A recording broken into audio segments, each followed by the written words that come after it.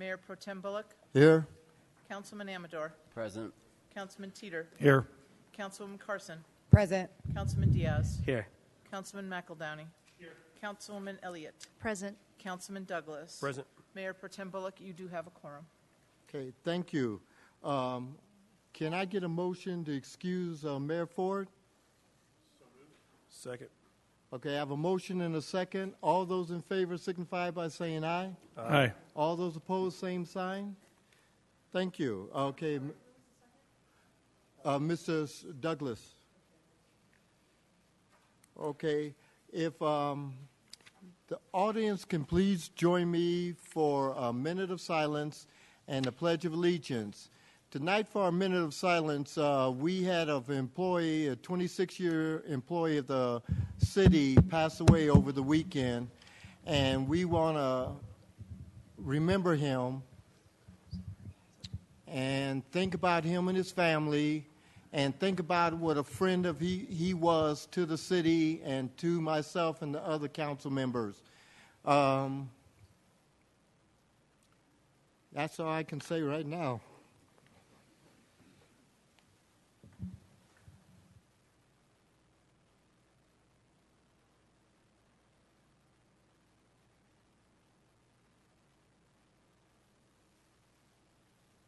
I pledge allegiance to the flag of the United States of America and to the republic for which it stands, one nation, under God, indivisible, with liberty and justice for all.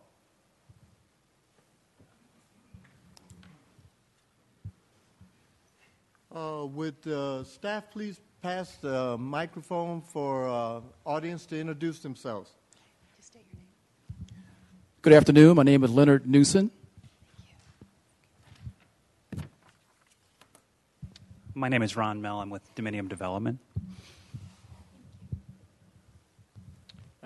Kevin Smith here representing Commerce City Sentinel.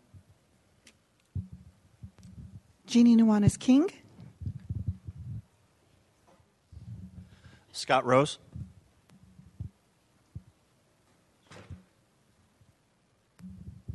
Brian Halavasek with Tri-County Health Department. I'm Deanne Kelly with Tri-County Health Department. Mark Thompson with AECOM. Charlie Sharma with the Army. Javier Abrego, Adams 14 District. Connie Quintana, Adams 14 District. Harvest Thomas, Adams 14 District. Rob Stites, EPA. Bobby Knoll with South Adams County Fire.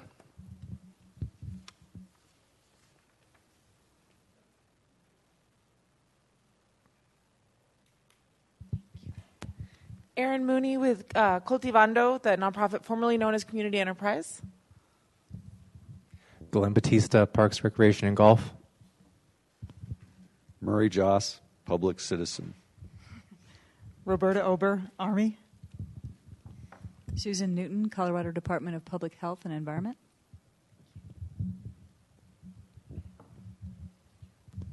Steve Timms, Community Development. Michelle Hill, Economic Development. Michelle Claymore, Economic Development Director. Kathy Blakeman, Human Resources. Doug Thomas, Strategic Government Resources. Chris Kramer, Community Development. Cheryl Karstens, Finance. Maria DeAndre, Public Works. Carolyn Keith, Parks, Recreation, and Golf. Okay, thank you for everybody for attending tonight. In my haste for the minute of silence, I forgot to tell you who the employee was that passed away. His name was Marvin Rodriguez, and he was, just like I said, a great employee and a great friend to the city. He was with Park and Recreations, 26 years. Next on our agenda is our citizens' communication. Per council policy, citizen communication is a time on our agenda for a public to address the council on business and affairs of the city. As we approach election season, Council would like to remind candidates for elected office that political activity in the city building is prohibited per Resolution 2008-60. This includes campaigning from the podium. Please give your name, your address for the record, and keep your comments limited to 3 minutes. Thank you. I see that we have signed up on Citizens Communication tonight, Harvest Thomas, and I know he has an introduction for us. So if you'd please step forward, Harvest.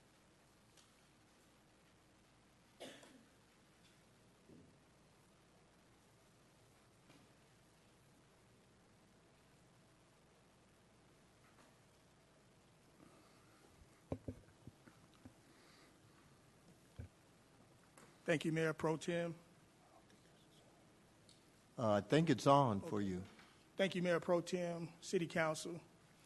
I'd like to introduce you to Adams 14 new superintendent, Dr. Javier Abrego. We call him Dr. J. He will oversee all district daily operations and programs. He comes to us for a variety of experience. 8 years as a superintendent in Arizona, 30 years experience in Chicago as an elementary, junior high, and high school principal.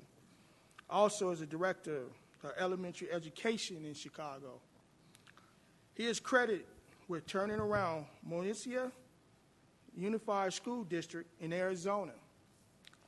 Moved a high school from a D rating to a B rating in 1 year.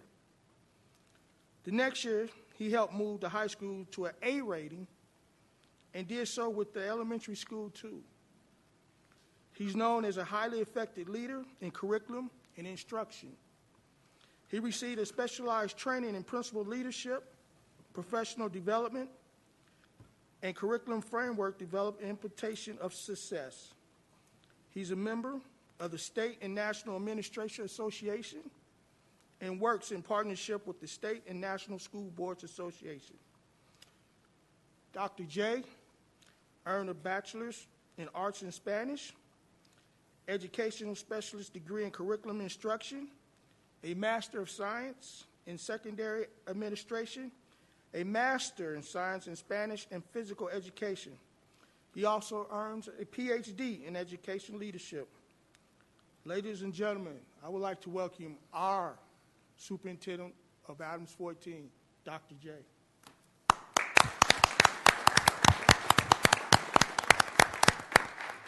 I just want to thank my two board members for supporting me and having me here today, and it's a pleasure to be introduced to the Commons. But Mr. Harvest said many good things about me, and I just want to let you know I am honored to serve as the superintendent of Commons, and I will do my best to serve our students and our families. All those good things he said about me, it's not me. It's just what you do is you surround yourself with good people and have everybody buy into the team concept, because it's going to take everyone to turn our schools around and our community. So I welcome the opportunity to work with all the organizations in our community. I was able to meet many of them last Thursday, and many people just want to help our schools, so our doors will be open to our community and our families. And as I said, I'm here to serve you, and I will do the best I can to help our students succeed. Thank you very much. Thank you. Oh, don't leave.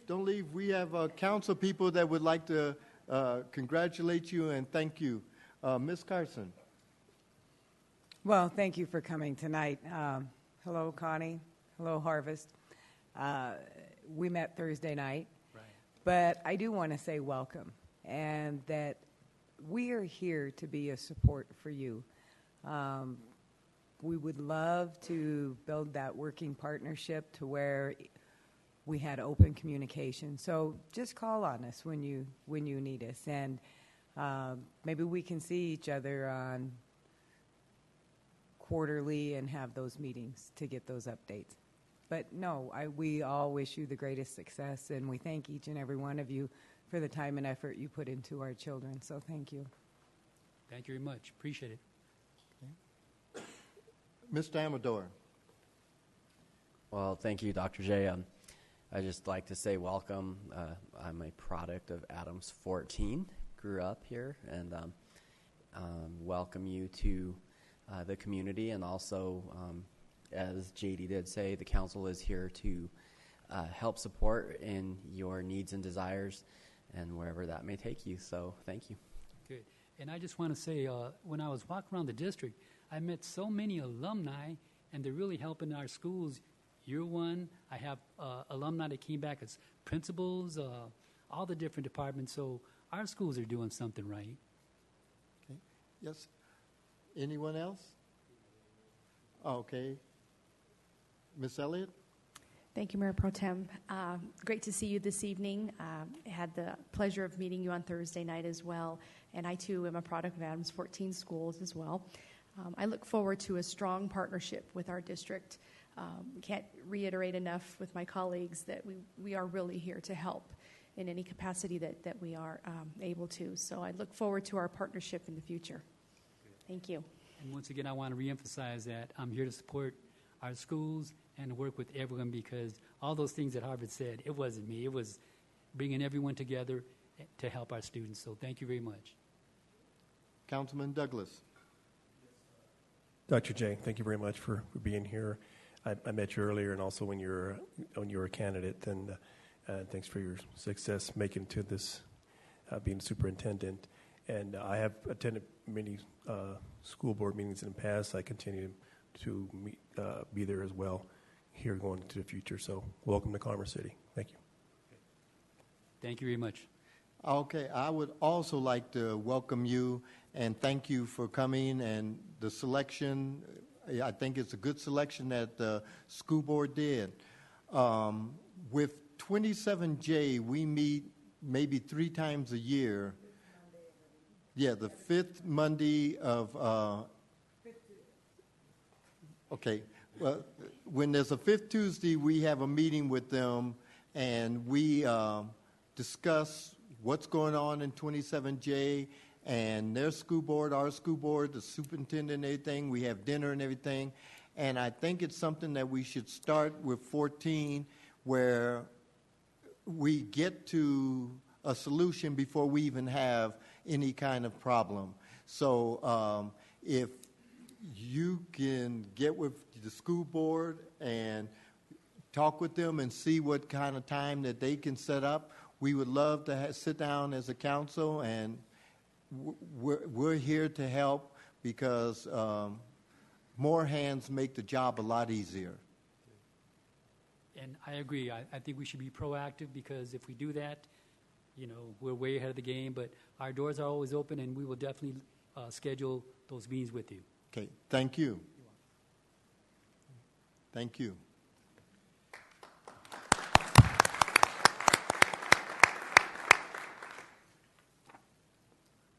Okay.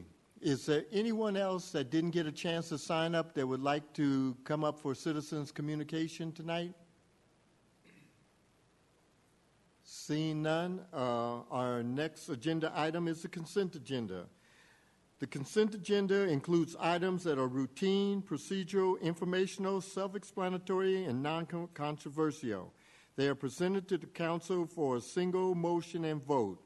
Any member of council may ask to remove a specific item for further discussion and a separate vote. Tonight, there are 10 items listed under the consent agenda. Does anyone on council wish to remove any item off the consent agenda? Wow, there's a whole bunch of people who want to remove something. For further discussion, Mr. Douglas. Yes, I would, Mayor Pro Tem. Resolution 2016-28, resolution authorizing award of contract for Chambers Road Bridge widening project. Okay, resolution 2016. It's the fourth one down. 28. Sorry, dash 28. Okay. Anyone else want to, Mr. McAdowney? Okay. Anyone else want to remove any other ones? Okay. Mr. McAdowney?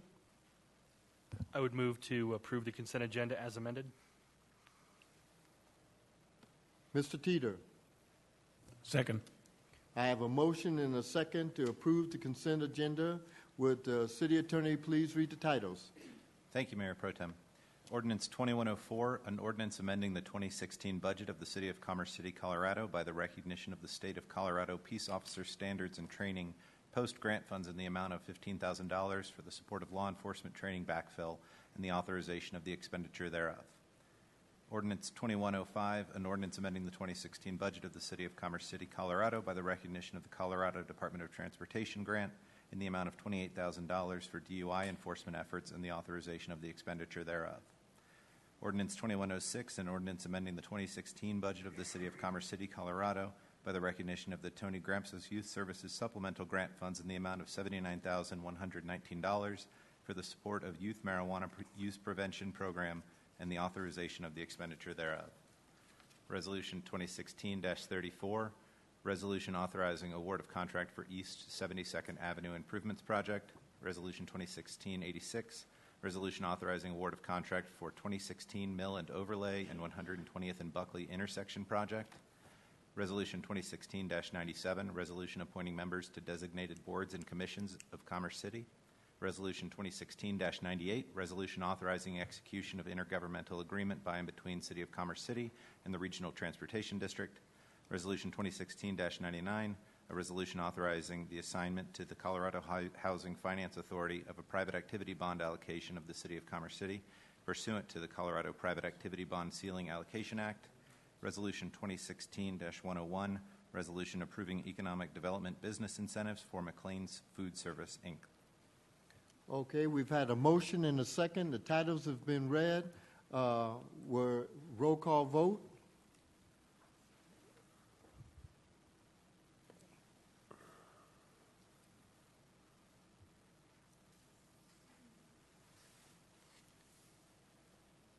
Okay, the consent agenda passes 8 yes, 1 excuse, so it passes unanimously. It passes. All of us do it tonight. Okay. Now we will go back to Resolution 2016-28.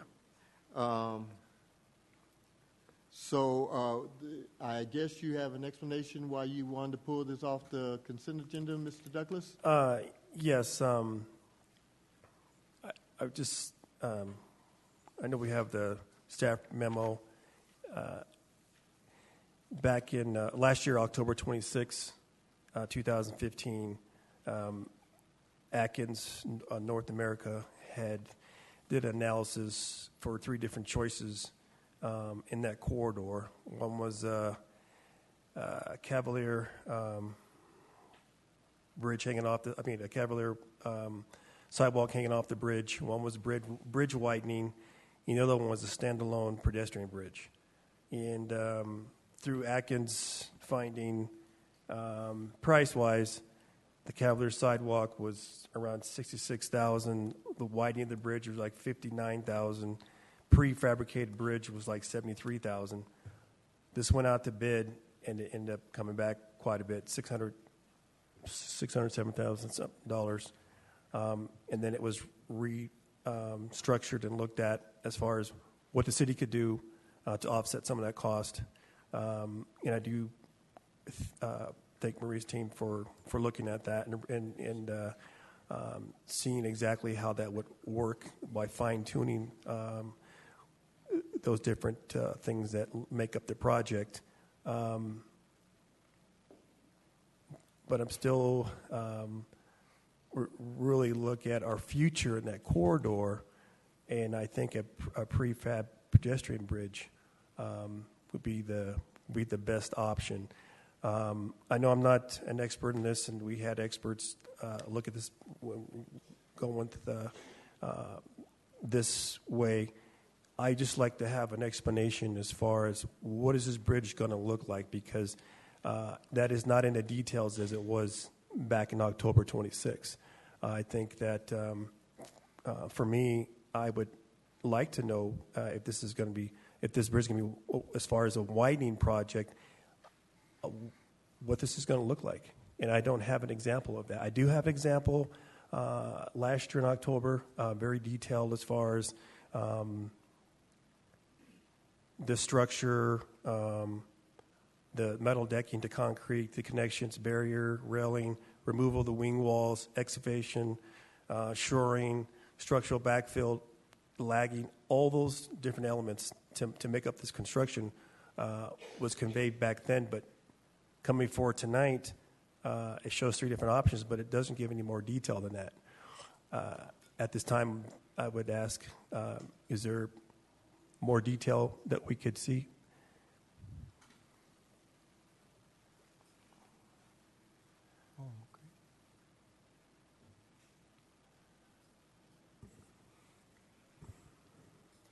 Thank you, Councilmember Douglas. I did prepare a brief presentation tonight. However, I don't have a drawing of what the bridge would look like. The intent would be with the cantilevered structure would be that we'd add about, I believe it's 4 girders, which would extend the width of the bridge by approximately 10 feet. So the bridge would be widened, new asphalt would be placed in the top, and then there'd be a concrete barrier placed between the through lanes and that additional area where the pedestrians would be able to walk in a more safe fashion. So currently, the paved surface of the bridge right now is roughly 26 feet. So it feels very narrow. It is narrow when you have 2 cars passing and you're trying to walk across that. So that would be the intent, is to provide a wider bridge by about roughly 10 feet. Okay. Now, but I'm sorry, I don't have a photo or a schematic of what that shows. Looking at the structure of this bridge that was laid out back in October, it shows the girders and all on the side, because this right here was mainly meant to be a farmer's bridge that you wouldn't drive into. Well, today's vehicles are pretty heavy for this type of bridge. So at the time that this is going to be reconstructed in the future, this whole bridge would come off, be reconstructed, and they could actually save that pedestrian cavalier portion? Correct. So, yes, in the future when Chambers is widened to 4 lanes, and that's at some point in the future here when traffic dictates, then the intent would be is that the bridge is in good structural condition right now. We do that through CDOT every 3 years, and that we could use these improvements. They would not be throwaway, and we would simply widen on either side, similar to what we're doing right now, in order to accommodate those 4 lanes. Plus, then we'd probably have a sidewalk on both sides of the structure in the future. Okay.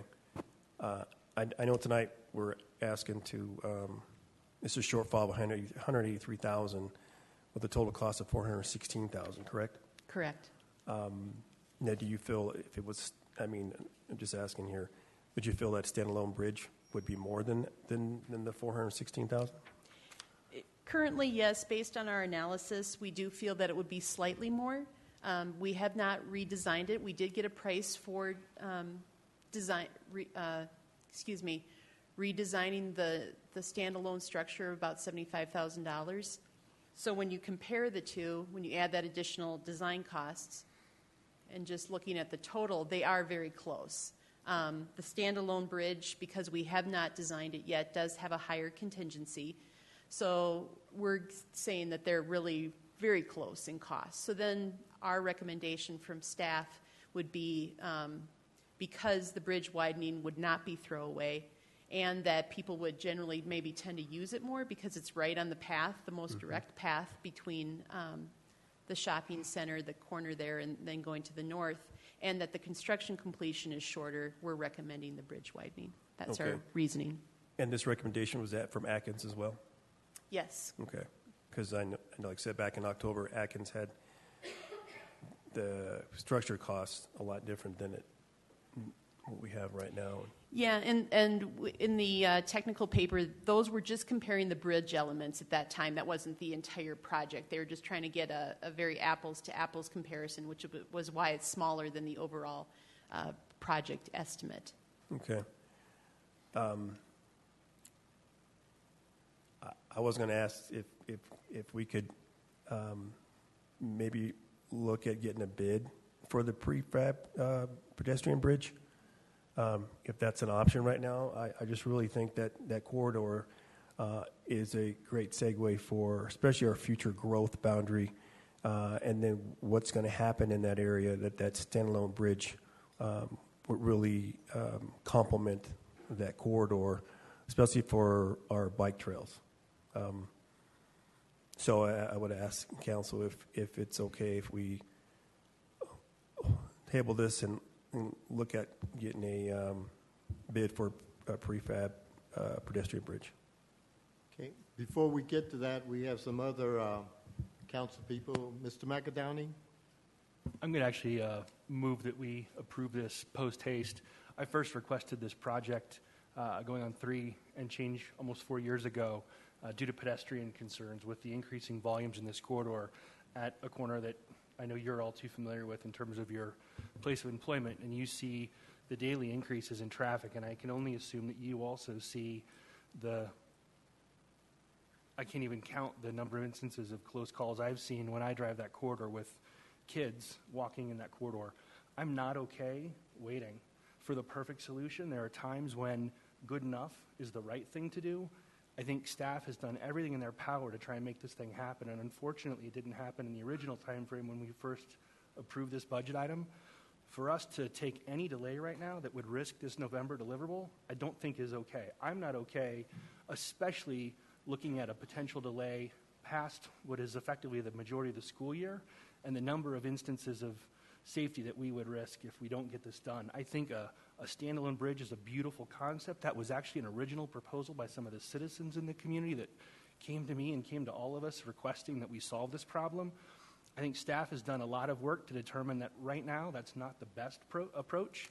I think some sort of a separated bridge is a great idea as we continue the Second Creek corridor, but I'm frankly frustrated by the debate on an item that is a matter of safety, and I think we just have to make this thing happen as soon as we can without any further risk to the project. Okay. Mr. Amador. So 2 things, actually. I'd actually like to second what Jason, the motion that Jason put forward, but one for Maria, and I saw it flash right before me. Your previous slide,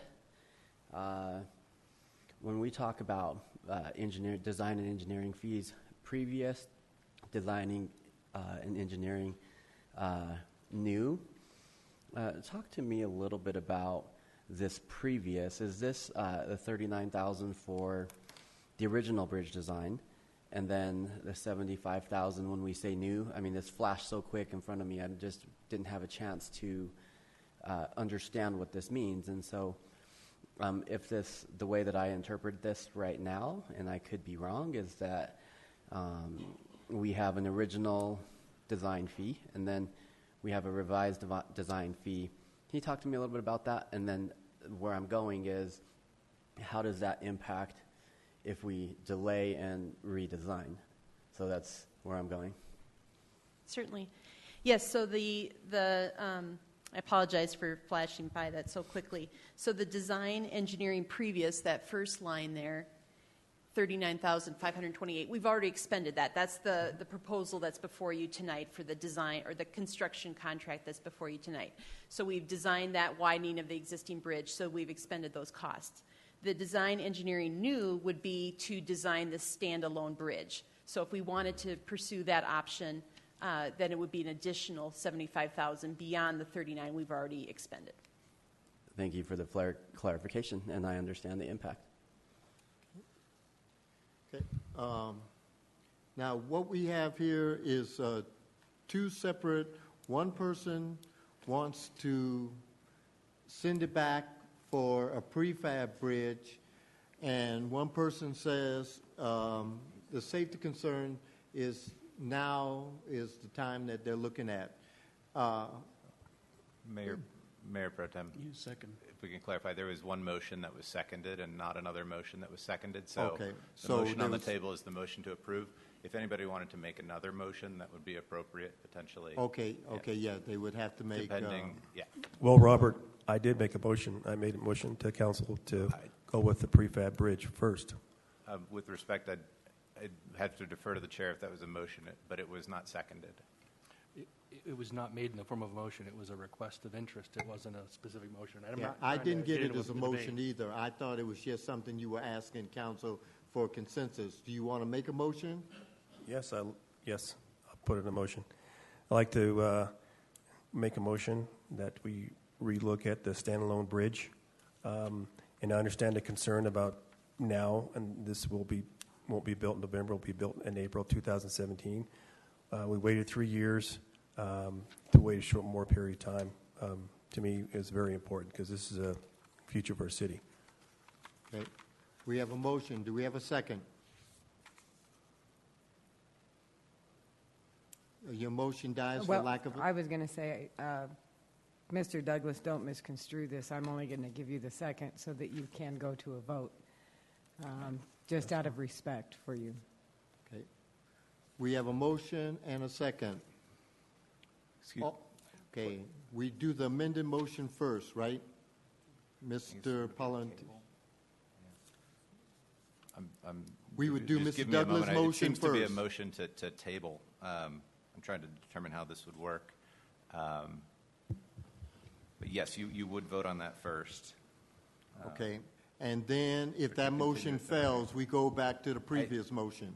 Correct. But I Okay. think I want to make sure that we have it correctly structured as a motion to delay the matter until another hearing, so I have the exact amount of voting correct. Okay. If I could have a moment. Okay. Make sure. Take 5. Thank you.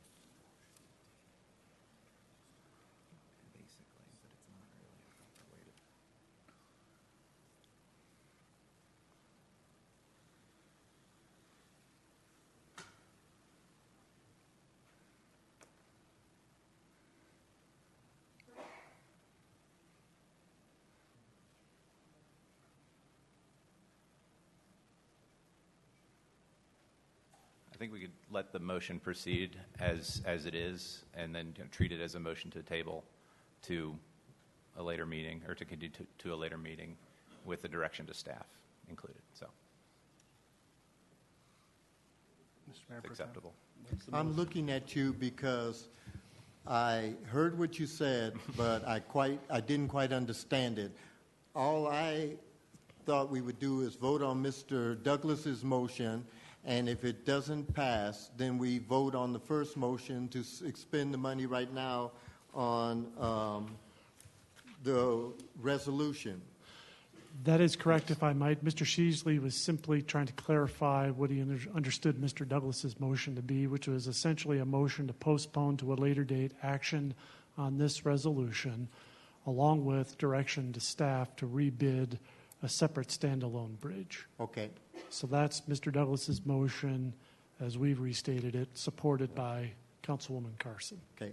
All in favor? Okay. Is there any discussion on that? Mr. Teeter? I just want to clarify, we are doing Steve's motion. Yes, Steve's motion is first. Okay. Mr. Amador? And just for clarification, with Steve's motion, and I'm looking to staff for this one, with his motion, we ultimately put the project on pause, and we redesigned to the tune of $75,000, correct? Correct. That's just one cost. Yeah. Okay. Mr. Mayor Pro Tem. Mr. Bullock, Mayor Pro Tem Bullock, I have set it up for you for a roll call vote. I think it would be easier than a voice vote. Okay. Mr. McAdowney. I'll just add to Councilman Amador's comments. So not only will we spend another $75,000 on a project that was originally supposed to cost us in the neighborhood of $225,000 several years ago, we will delay the November start of this project. We will put at risk, and we will basically be spending $75,000 to answer the question, do we want to continue with the project that we currently have the opportunity to approve today, or the project that we will now spend $75,000 to add to the consideration with greater detail. So I just want to make sure we're clear on what we're voting for tonight, and I'll look forward to the roll call results. Okay. Any other discussion? Mr. Douglas? Yes. The only reason why I'm bringing this up is because this already went out to bid once, and it came back way higher than anticipated. That cost from Atkins before was $55,000. It came back $600-something thousand. So they, relooked at things, and not considering all those as far as engineering. I think if that's the cost of engineering, that's what it would be up to, correct? Not the exact amount. Correct. That's the estimate right now for the engineering. Okay. So, that's where I'm at with this, and that's where I stand. Thanks.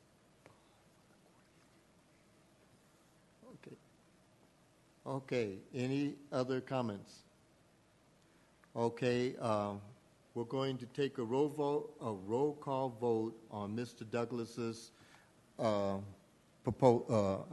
amendment to the resolution.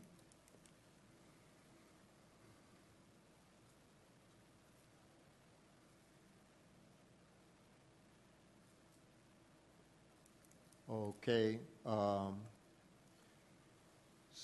7 no, 1 yes, 1 excuse. That resolution fails.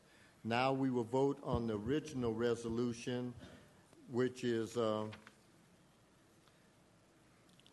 2016-28. I would be happy to read the title. Mr.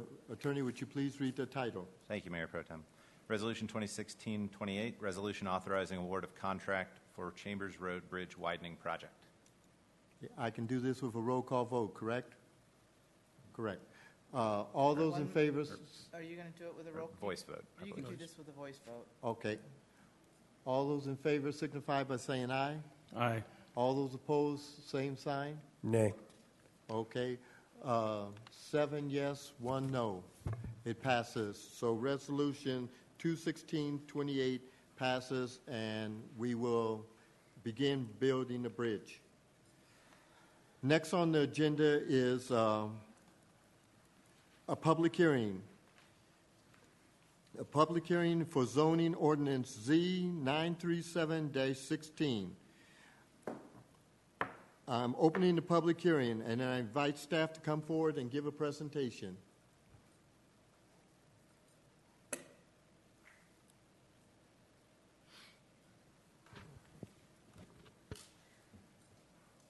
Good evening, Mayor Pro Tem. So, the case before you, Z937-16, the applicant, Nuanez King LLC, is requesting to rezone a portion of the property located at 6601 Colorado Boulevard from Ag to I-1. This is the subject site, and this is the 2.8-acre portion of the property that's looking to be rezoned from Ag to I-1. The whole property makes up this entire green section. You've got Colorado Boulevard located right here, Union Pacific Railroad track. Property is zoned I-2 to the north and also zoned I-3 to the south. To the east, we have the Adams Heights neighborhood. And then to the west, we have Miller Reservoir, also zoned ag. The comprehensive plan designates this property for general industrial uses similar to the surrounding properties. So here's the subject site. This is the portion of the site that will be considered for rezoning. The existing structures on the site will remain under the ag zoning and will still continue to be used with that agricultural use. And then this house that's a separate lot will also remain zoned agricultural and continue to be used as a residence. There's no relevant case history on this property, and the current request is to rezone that 2.8-acre portion of the site from ag to I-1 in order to allow for an artist studio and art gallery development. The reason they're requesting the I-1 zoning is we want to include the most variety of artists that could be included on the site, so including uses such as metalwork and glass blowing, which wouldn't be allowed in a commercial zone district. So this is why the I-1 light industrial zone district is requested. And then, as I mentioned before, those existing structures will remain zoned ag. So here's a conceptual site plan for the 2.8 acres. There's going to be a private drive located towards the middle of the site. Phase 1 of development is proposed to be this building to the north of the property. It's 21,000 square feet. It will house those artist studios and gallery space. And then there's a future second phase building that's smaller, about 8,000 square feet, proposed to the south. There's a detention pond proposed along Colorado Boulevard. And then there's a sculpture garden that will surround this north building, as well as include part of the detention pond area. And the remaining house is to the north here that will stay ag, and a remaining house to the west, also ag. Here's some draft elevations. As you can see, they're proposing some sculpture work included in the creation of the building. And this is for that northern 20,000 square foot building. We have no referral agency comments in opposition to the zone change. Planning Commission believes this zone change meets all the approval criteria. They were particularly excited at the cultural amenities that will meet our comprehensive plan guidelines, as well as the synergy that this project might build with the new commuter rail station proposed at 72nd Avenue in Colorado. As of August 5th, staff has received 0 requests for additional information regarding this case. And on August 2nd, Planning Commission held a public hearing, took testimony, and voted 5-0 to forward this zone change request to City Council with a recommendation of approval subject to one condition. The one condition is that they plat the 2.8-acre property separate from the rest of the site that's remaining zoned agriculturally. So staff would be happy to answer any questions that you have at this time, and the applicant's representative, Jeannie King, is also here to answer questions. Does anyone on council have any questions of staff? Mr. McAdowney. I have comments, but I'd love to hear from the applicant if we could. Okay. If the applicant would come forward with any additional information to provide for us, please come forward. Give us your name and address. I'm Jeannie Nuanez King, and my address is 3100 Cherry Creek Drive in Denver. What can I answer for you, Jason? I have lots of comments, but I wanted to give you a chance to talk about the project. This is exciting to me. It's exciting for our community, too. I was part of the Arts District on Santa Fe. We purchased a building in 2002 at 9th and Santa Fe, and we really created the Arts District along with some other developers that assisted in that whole plan. And as you can see, it's really kind of taken off. I don't know if many of you are familiar with the Rhino District, which is right up the street on Brighton Boulevard, and it has just gone completely out of range. Many of the buildings in the Rhino District did house artists, but now with the rents as high as they are and things being redeveloped, a lot of the artists are being displaced. The same thing is happening on Santa Fe. So there's a real need for the art community. I think the property location and the proximity to Denver and the Rhino District is going to be pivotal. But I have to admit that, the artists are like, it's a farm. I'm not sure we can come out to a farm, but at the same time, it is very, very inspiring. So they're excited about it. So I'm happy to be a part of what we're doing with Commerce City, and I got to say one big thank you to that little lady and the rest of the staff here. They have been wonderful to work with. Fantastic. What else can I answer, Jason? You said a lot of what I was going to say. When I think about what this project represents, I remember the evolution of going to Taco de Mexico when it was in a house trailer on the corner there next to El Noa Noa and watching that part of the city transform. I lived at 34th and Blake for many years in Silver Square and knew of the scene that wasn't visible from the street. Mm-hmm. And it's been sad and exciting to see the transformation of that corridor. I think an anchor like this is incredibly exciting. I know I've talked with our economic development staff in the past about how do we make something like this happen? So this is incredibly exciting to see you come to the neighborhood and the proximity to our soon-to-be light rail location. I think it really spells some exciting opportunities. Thank you so much. Thank I you. really appreciate that. Is there anything else I can answer for anybody? Ms. Carson. I don't believe I have any questions. I just wanted to tell you that Cultural Council, we received a small little presentation on this the other night, and the excitement level is hard to contain. As Mr. McAdowney has said, this is a vision that we've all had. So thank you for helping and being creative and thinking of us. So thank you, and to all the artists who will help participate and really make this something. It really can. It can really be something with 11 acres. That's a pretty exciting endeavor. So I've never seen anything like it in Colorado. So it could be an amazing situation. Well, thank you so much. Thank you. Mr. Amador. I grew up in the Adams Heights district there, and this is exciting to see, understanding that the light rail is coming and the vision that you have for this area of Commerce City. It's kind of ironic that I had lunch at Noa Noa today, or El Noa today, over in the Santa Fe Arts District. So this is exciting for me, and thank you for having the great vision. Thank you. Mr. Douglas. Yes, thank you very much. I'm on the Northeast Transportation Connection Board, and we talked about the Rhino District, and especially with the light rail and being introduced and all that. And my wife, she's an artist, and she that's what she went to school for. She loves art, and in a lot of areas we visit, we always go over and look at the art galleries and all that. To have something like this here is very special, and I see what's happening in Denver.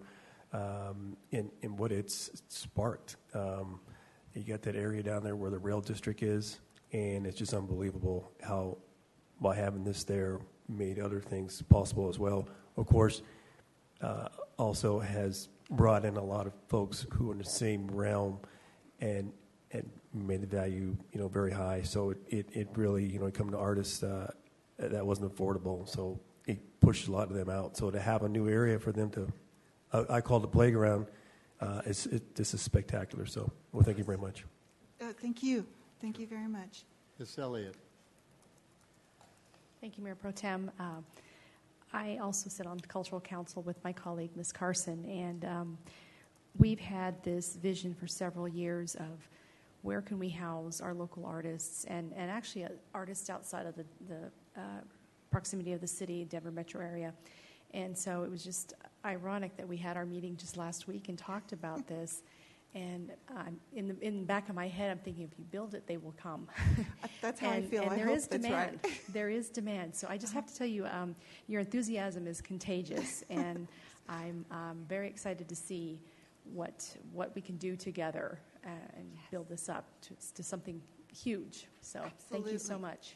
Absolutely. Thank you. I also would like to thank you for coming here.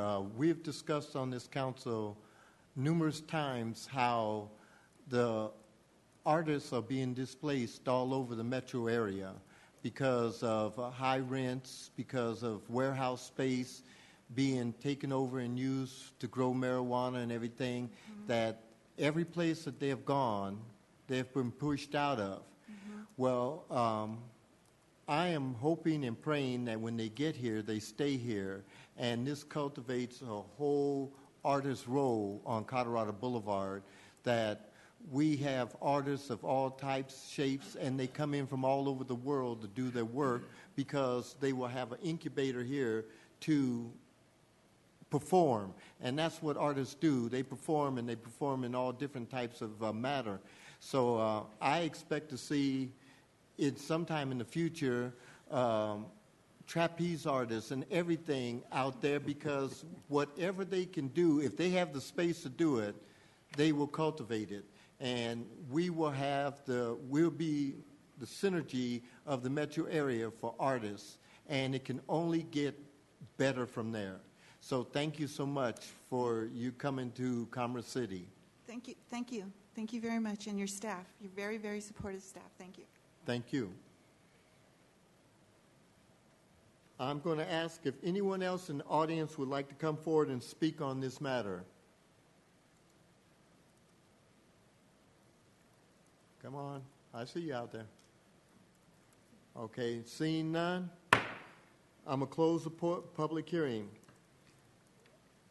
I'm going to ask for a motion and a second to approve the findings of the Planning Commission. Mr. McAdowney. I would move to accept the findings and recommendations of the Planning Commission. Mr. Douglas. Second. I have a motion and second to approve the findings of the Planning Commission. All those in favor signify by saying aye. Aye. All those opposed, same sign. The ayes have it. Okay. I will ask for a motion and second to introduce zoning ordinance Z 937-16 by council seated. Mr. McAdowney. Move to introduce ordinance Z 937-16. Council is seated. Ms. Amador. Second. I have a motion and second to introduce the ordinance. Would the city attorney please read the title? Thank you, Mayor Pro Tem. Ordinance Z 93716, an ordinance rezoning from Ag to I-1, the property described in Exhibit A attached here to and made a part hereof, located at 6601 Colorado Boulevard, Commerce City, Colorado, and amending the zoning map of the city of Commerce City, Colorado to reflect said rezoning. I have a motion and a second. The attorney has read the title. We'll take a roll call vote.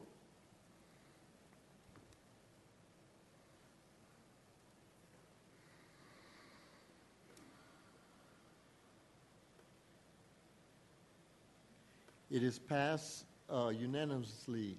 8 yes, 1 excuse.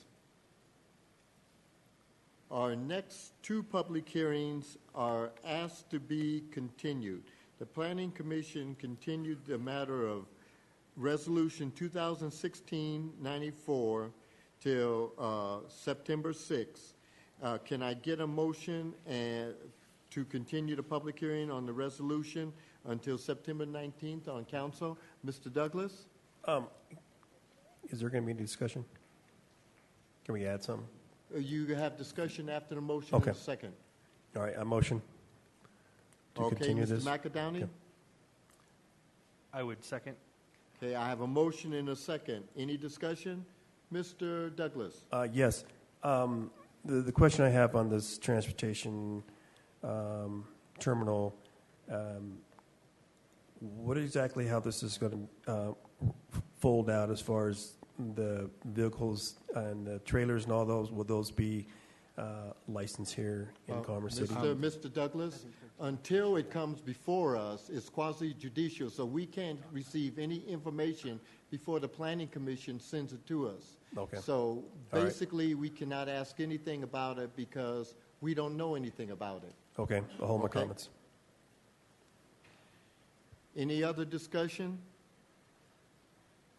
All those in favor signify by saying, do you have to read the title on this? No. Okay. All those, And just to, do we need to amend that motion to include both items? I think it's set up for two Okay. motions. Okay. okay. All those in favor signify by saying aye. Aye. All those opposed, same sign. It's continued to September 19th.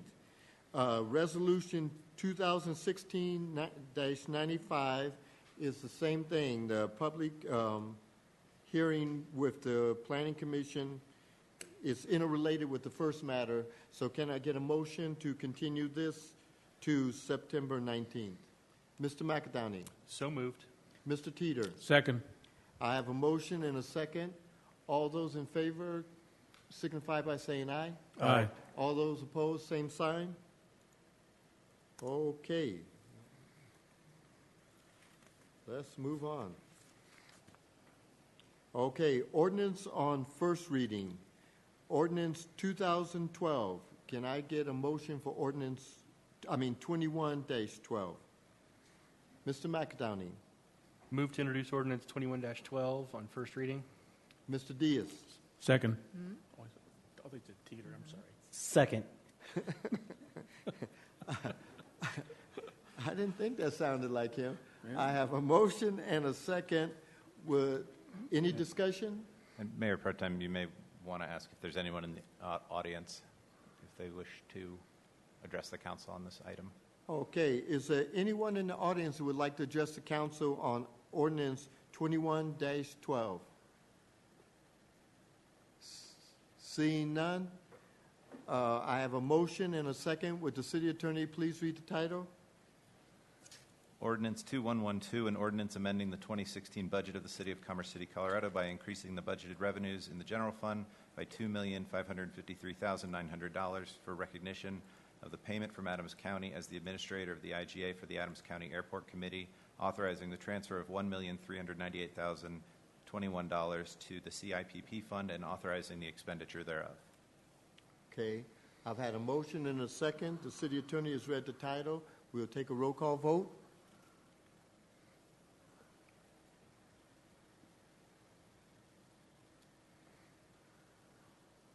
It passes unanimously, and one excuse. Okay, I'm gonna have trouble with that word all night now. Our next ordinance on first reading is ordinance 21-13. Can I get a motion? Ms. Carson. Move to approve ordinance 2113, first reading. Council is seated. Mrs. Elliott. Second the motion. I have a motion and a second. Would the city attorney please read the title? I'm sorry, Mayor Pro Tem. You might want to ask the audience again in the Okay, odd is chance. there anyone in the audience who would like to comment on ordinance 21-13? And I'm sorry if I forget to ask that. Do you know something I don't know about somebody out in the audience? There's just a lot of them, sir. Okay. Okay. Seeing none, would the city attorney please read the title? Ordinance 2113, an ordinance amending the 2016 budget of the City of Commerce City, Colorado by appropriating a portion of the unencumbered fund balance of the general fund in the amount of $586,000 and transferring a portion of the unencumbered fund balance in the general fund to the following: CIPP fund in the amount of $588,000, URA fund in the amount of $100,000, transferring $40,000 from the CIPP fund to the GID fund, appropriating a portion of the unencumbered fund balance in the police donation fund in the amount of $46,704.42 for a total amount of $1,360,704.42, and reaffirming prior appropriations and authorizing the expenditure thereof. Okay, I have a motion and a second. I've asked people in the audience. Will the city attorneys read the title? We will take a roll call vote.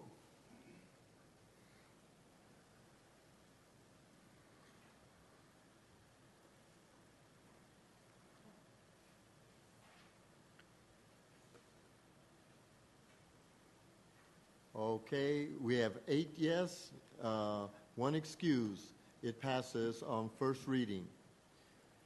Our next ordinance on second reading, I'm going to ask the city attorney to give a brief explanation on this item before we take a motion in a second. Thank you, Mayor Pro Tem. And before we ask the audience if they would like to address the council. Okay. This came off of consent before the meeting because there was an error in the ordinances initially provided on first reading that should have been in the first reading. There's a motion provided to each of the council members to amend Section 302G to change the words maximum interest rate to maximum net effective interest rate. I believe our bond counsel has indicated that there is no change to the function of the bond ordinance. This was as it was originally intended, so this is just to clear it up by council because it had already been introduced on first reading. So that motion could be made after the motion to approve on second reading. If that's okay. Yeah.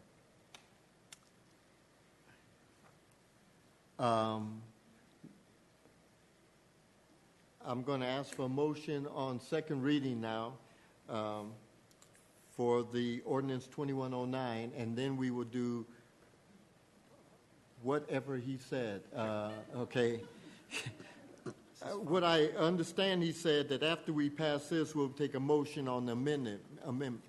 Oddly enough, we'll do the motion to approve on second reading, and then we'll move to amend it, and then we'll go back and vote on the other. Okay.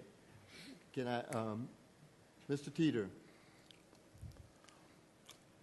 I'll make the motion on ordinance 2109, second reading. Mr. McAdowney? Second. I have a motion and a second to approve on second reading ordinance 2109. Because it's on second reading, I do not have to ask anybody in the audience because it's already been done on first reading. Oh, yes, you do. The clerk has advised me that we could, but that we should do that per council policies. It doesn't say that here. All action items. Okay, but is anyone in the audience want to comment on ordinance 2109 on second reading? Okay. So then we'll take a roll call. If anyone wanted to move to amend it, this would be the appropriate time. Okay. This would be appropriate time to amend it. Mr. Amador. Move to amend the motion with the verbiage outlined that the... We could just read it. Okay, so I move amended section 3.02G of ordinance 2109 as proposed by adding the words net effective between maximum and interest rate. Okay. Mr. McAdowney. Second. I have a motion and a second to amend it, a motion. Does anyone in the audience want to comment on that? That's okay. You can do a voice vote on this one, though. On the motion to amend. Okay, all those in favor signify by saying aye. Aye. All those opposed, same sign. Okay, the amendment passes. Now we'll do a roll call vote on the primary amendment 2109.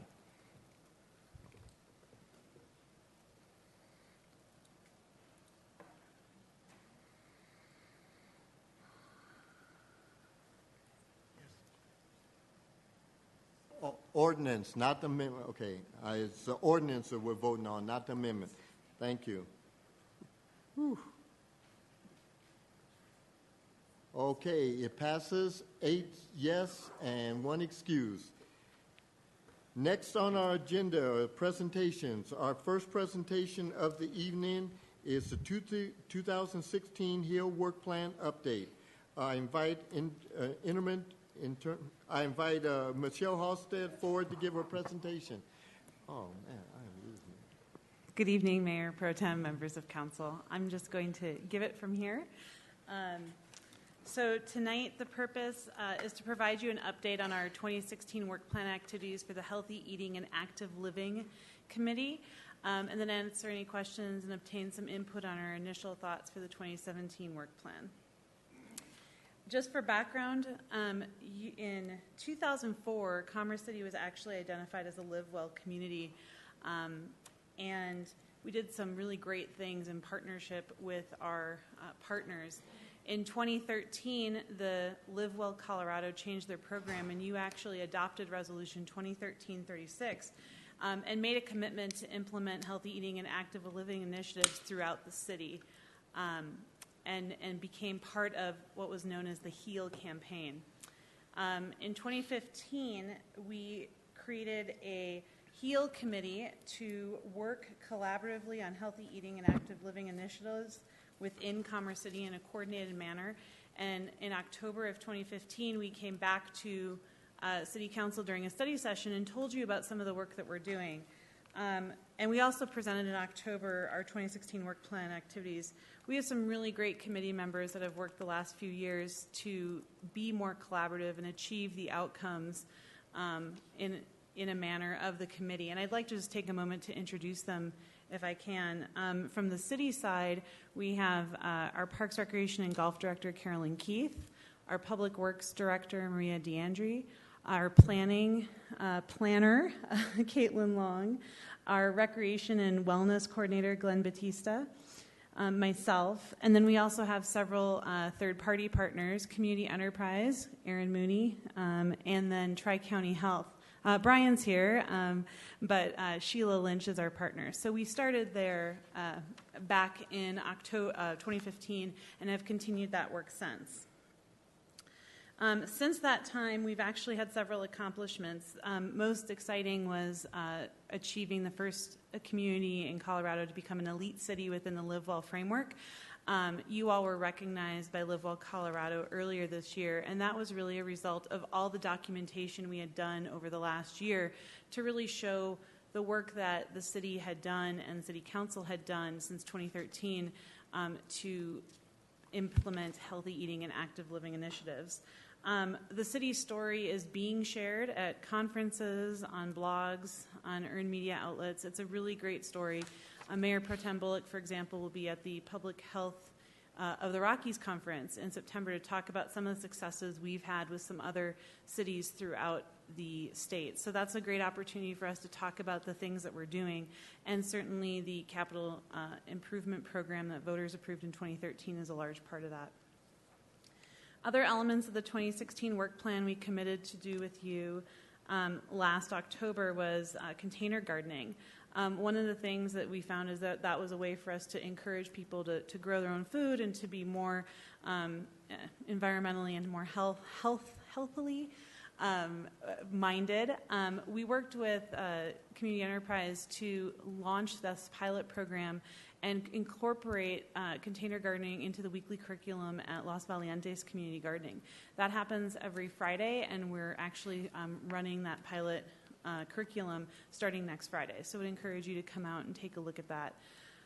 We also recommended formalizing the HEAL committee as further solidifying your commitment to this collaborative environment, and you approved that resolution July 18th, so we thank you for that. We also had talked about updating the landscape standards, and during our assessment of the work plan, we had a lot of activities on the books, and so we are actually going to be doing that in 2017, along with other code updates that community development has planned. Another key element of the work plan was healthy meeting and healthy vending policies. The Wellness Committee, under Glenn's leadership, has really edited the meeting policy draft, and while we're working on the policy, they've actually worked with our vendors to increase the amount of healthy options in city vending machines by 10%. So if you look at a city vending machine, 42% of the offerings now are healthy choices. So we're continuing to work on that. We're also partnering with our Tri-County Health partners later this year to do a study that really will get us to a more policy statement for you to consider on the healthy vending side. That will look at our inventory of options from a vending perspective, establish benchmarks, and even survey employees. Another project we've been working on as a group is the Food Bank Network. When we presented this to you back in October, one of the things we realized is there were a lot of food banks, smaller food banks, trying to provide a really important safety net service. And if we could all work together more collaboratively, perhaps we could really leverage everyone's resources and provide those in most need the greatest opportunity. We did a really great job initially of signing the MOU, expanding the network, adding new members. What's happened literally in the last week is that some of these smaller food banks just can't stay open, and so several of them have closed, which is concerning. I think that shows that there is a need to be more collaborative and work to leverage those resources among the community.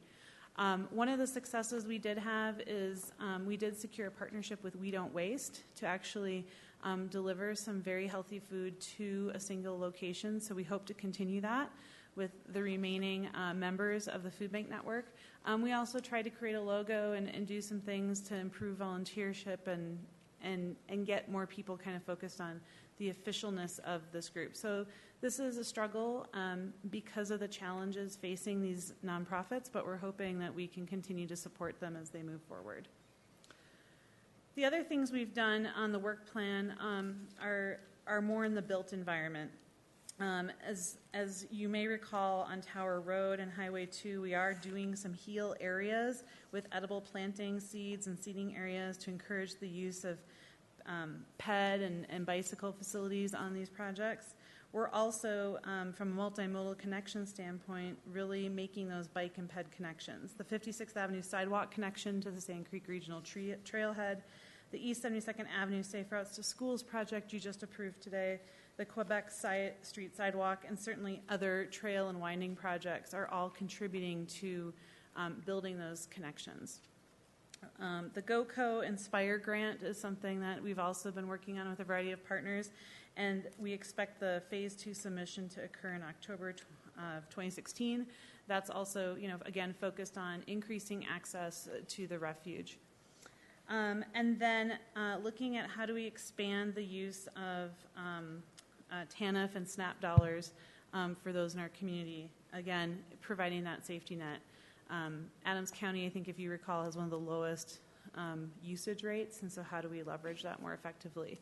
And then from a wellness perspective, we've seen great support for the wellness program. We've had 19 programs, 4 challenges, 5 events, 4 lunch and learns, and we're garnering 59% unique participation and a total of 602 employees that have participated in total. So that continues a really great trend from 2015 and 2014. Some of the things that we'd like to talk about in 2017 as we do our work plan is, as I mentioned earlier, revisiting the landscape standards. Just from a capacity standpoint, we've shifted those to 2017. We'd really like to expand that container gardening program because we think that could be a great opportunity to increase healthy food access. We would like to follow through on the resolution and really solidify expanding that HEAL committee to include the school districts and the other nonprofits that you have authorized in the resolution. We would like to look at implementing the actual healthy vending policy and healthy vending options, and then potentially expand that SNAP and TANF coverage, Mile High Flea Market, and certainly other areas where we can access, again, healthy food. So Certainly, we'll be looking at others, but it open to questions and welcome your comments. Okay. Does anyone on council have any questions? Mr. McAdonney. It obviously sounds, thank you, first of all, and to the partners that are present. Obviously, it sounds like we've had some struggles as of late, but it's also very clear that there's been a lot of success, and I think that goes to the partnerships that have taken shape and the partnerships that have been built upon. Obviously, many of the stakeholders in this are longtime partners with the city, and it's neat to see how those partnerships come together and help make this real. It's awkward in our position because we go through so many things Monday in, Monday out, and you sit and look at a presentation like this, and all of a sudden the light bulb goes, oh, I remember that meeting. I remember those conversations, and it's neat to see what's elapsed since we talked about container gardening and we talked about these connections, and to see that they're becoming real. So thank you to everybody. Mr. Amador. That light must be on from before. Okay, Mr. Douglas. Yes, thank you very much for the presentation, Michelle, and all the stakeholders here tonight. Our city is pretty diverse, and when it comes to families and children going without food, we have a great deal of that in our city. I've been working with the Hope Resource Center, and their food bank pretty much gets exhausted. A couple other churches I also work with, and it's very hard to restock those items that are needed on a daily basis, and especially perishable. When you get a perishable item, when it comes to the say a third party, you don't have much life at all, and that's something you can't put on the shelf. Same thing with meat and those other items as well. So I look forward to working with HEAL and seeing what they can do to enhance what we currently have in our community. And if you can make things better, that'd be great. I know the SNAP is a great program. There's a program called Spend a Dollar, Get a Dollar. And I think if we can expand on that in our city with our residents that are greatly in need of those services, that'd be great. Thank you. Thank you. Ms. Elliott. Thank you, Mayor Pro Tem. I was recently contacted by a resident who was very active in the northern range of our community, and I'm not certain how long this particular, they called it a food pantry, how long it was in operation. I know at least within the last year, but as far as that, I don't have specific dates.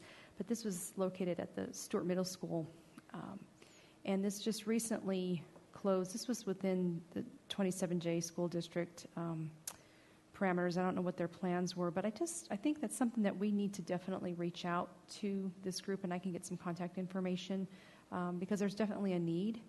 And I know that they did. I'm just reading through my notes here from when she sent me an email a few months ago, actually, that they've actually partnered with the flea market in obtaining some donations of fresh produce, whether it was from vendors that were trying to scale down on their wares, or I'm not quite certain, but so this is something I'd like to see, continue. Obviously, if there's the need, Michelle, I can get that information to you. I just wanted to vocalize that. That would be great. Certainly the food bank at Stewart recently closed, and we know there's a need up north. There's a couple smaller food banks that are part of the network, but they'd like to stay somewhat smaller. And then Bridges of Silence recently closed, which was really filling a big hole. And the Hope Center has actually stopped providing food as well. So they're providing other resources. So I think this consolidation is just the nature of the challenge that smaller nonprofits have, and that's kind of the whole idea behind the network, is to try to marshal those resources more effectively and help them be successful. Thank you. Any other comments on council? Well, I want to thank you, and I look forward to my presentation in September.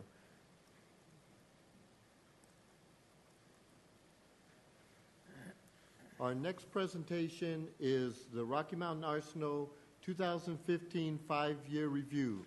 I invite Charlie Sherman to come forward and give his presentation.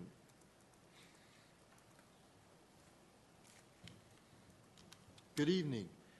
Good evening, Mayor Pro Tem, members of the City Council. Thank you for including Rocky Mountain Arsenal on your agenda this evening. It's been a while since we provided an update, and I'm looking forward to the discussion this evening. I'm here to talk about our 5-year review. Under the Superfund law, we are required to review our remedy every 5 years, and the report is out for public review right now, and wanted to take the opportunity to discuss it with council this evening. Based on the growth that has occurred within the city in the last 5 years, there may be a number of folks viewing this presentation who don't know the history of Rocky Mountain Arsenal. So I'm going to take a minute to just provide a brief history as well as a quick overview of the cleanup itself. I'll provide a current status of where we are with operations, and then I'll get into the details of the 5-year review. And I'll close the presentation with an opportunity for some questions. So the Arsenal was established in 1942 in response to the attack on Pearl Harbor. The Army used the site to produce chemical weapons throughout World War II, during the Korean War, as well as much of the Vietnam War. When the Army no longer needed to use the production facilities, some of the production facilities were leased to private industry. The most notable was Shell Chemical Company, and they produced pesticides and herbicides out at the Arsenal from 1952 to 1982.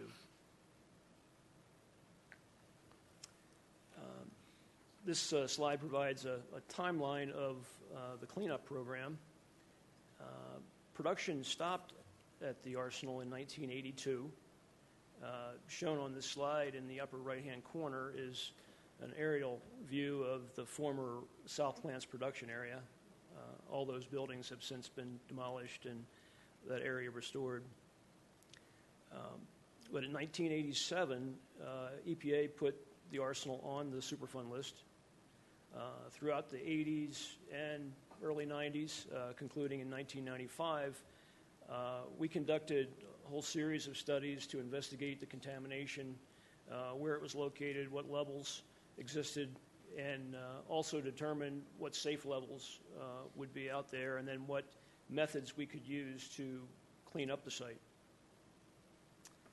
In 1992, the final end state of the site was determined by Congress in the passing of the Rocky Mountain Arsenal National Wildlife Refuge Act.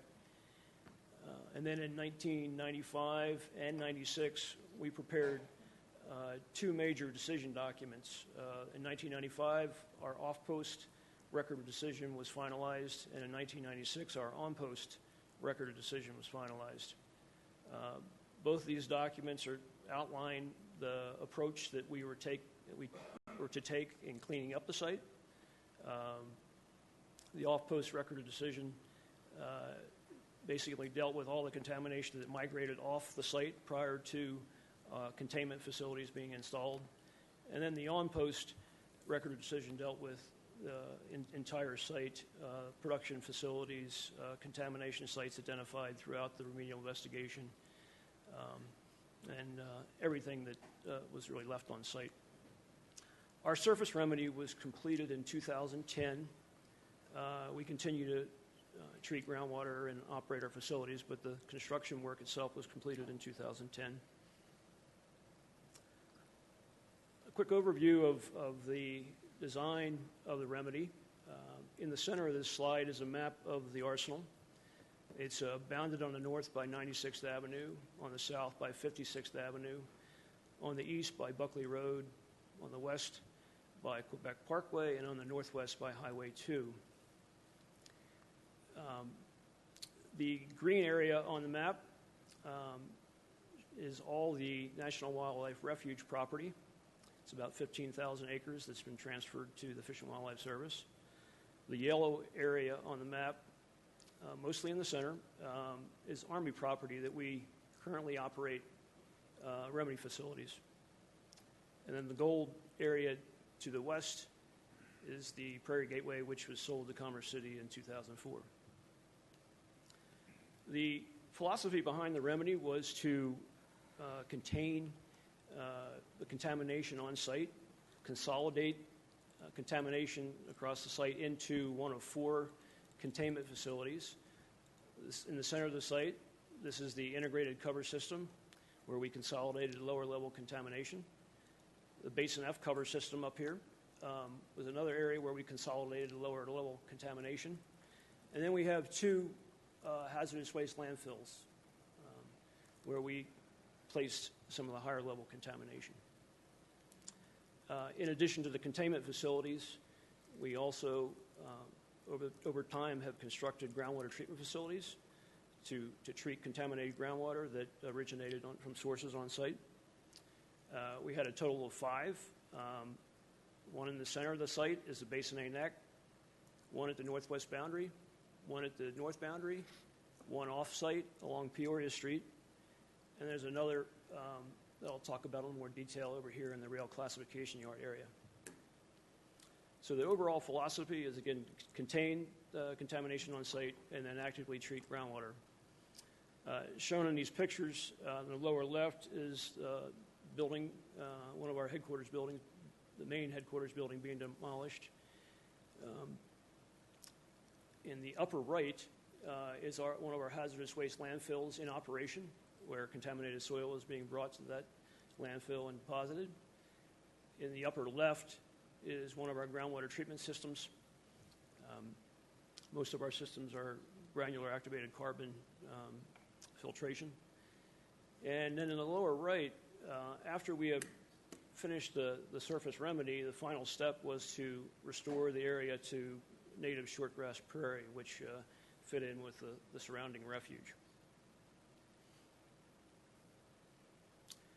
Some of the successes we realized at the site, we have been recognized by OSHA as having one of the safest work sites in the country. They have a program called their Voluntary Protection Program, where they recognize sites that perform exceptionally well in the area of health and safety. The Army, our operating contractor, Navarro Research and Engineering, and Shell's contractor, AECOM, have all received OSHA's top rating in that program, the star level rating, and we're very proud of that record. As I mentioned, we completed the remedy in 2010. That happened to be 1 year ahead of the baseline schedule we established. We've turned over 15,000 acres. We've deleted them from the Superfund list and turned those over to the Fish and Wildlife Service. The service has done an outstanding job of growing the refuge, and in the past couple of years they've had over 300,000 visitors out to the site. And one of the big successes from a remedy standpoint is our groundwater treatment. There's a facility here shown in the picture in that area of the arsenal. It's called our rail yard groundwater treatment facility. This was built in 1991, and the purpose of it was to treat groundwater that was contaminated in this area and was migrating toward the boundary. At that time, we had another system at the Highway 2 in the Irondale area, and that system was installed in 1981. And because of the installation of the rail yard system here closer to the source, we are able to shut down that Irondale system at Highway 2 in the year 2000. This past year, earlier this year, we were able to shut down this rail yard system here because groundwater contamination in the area has met drinking water standards. And so that's the design of the remedy is to continue to actively treat groundwater, and this is a case where we had great success and we were able to shut down a plant. So to recap what our current operations are, this shows all the Army property in green. In the center of the site, again, is that integrated cover system, Basin F cover, our 2 landfills. We actively manage and monitor those containment facilities. And then we continue to operate 4 groundwater treatment plants, the Basin A neck, northwest boundary, north boundary, and then the off-post plant along Peoria. In addition to the active remedy operations, we continue to monitor groundwater.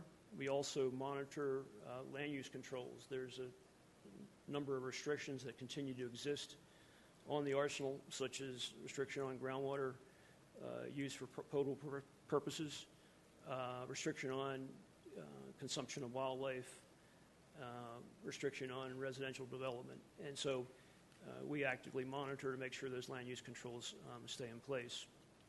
We also work closely with the regulatory agencies, EPA, the state of Colorado, and Tri-County Health Department to review the progress of the remedy.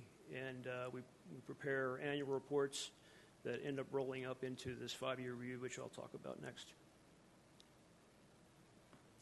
So the purpose of the 5-year review, it's intended to be a comprehensive effort where we take a look at all operations and all data that's generated at the site, and we make a determination as to whether the remedy is functioning as planned and whether the remedy continues to be protective of human health and the environment.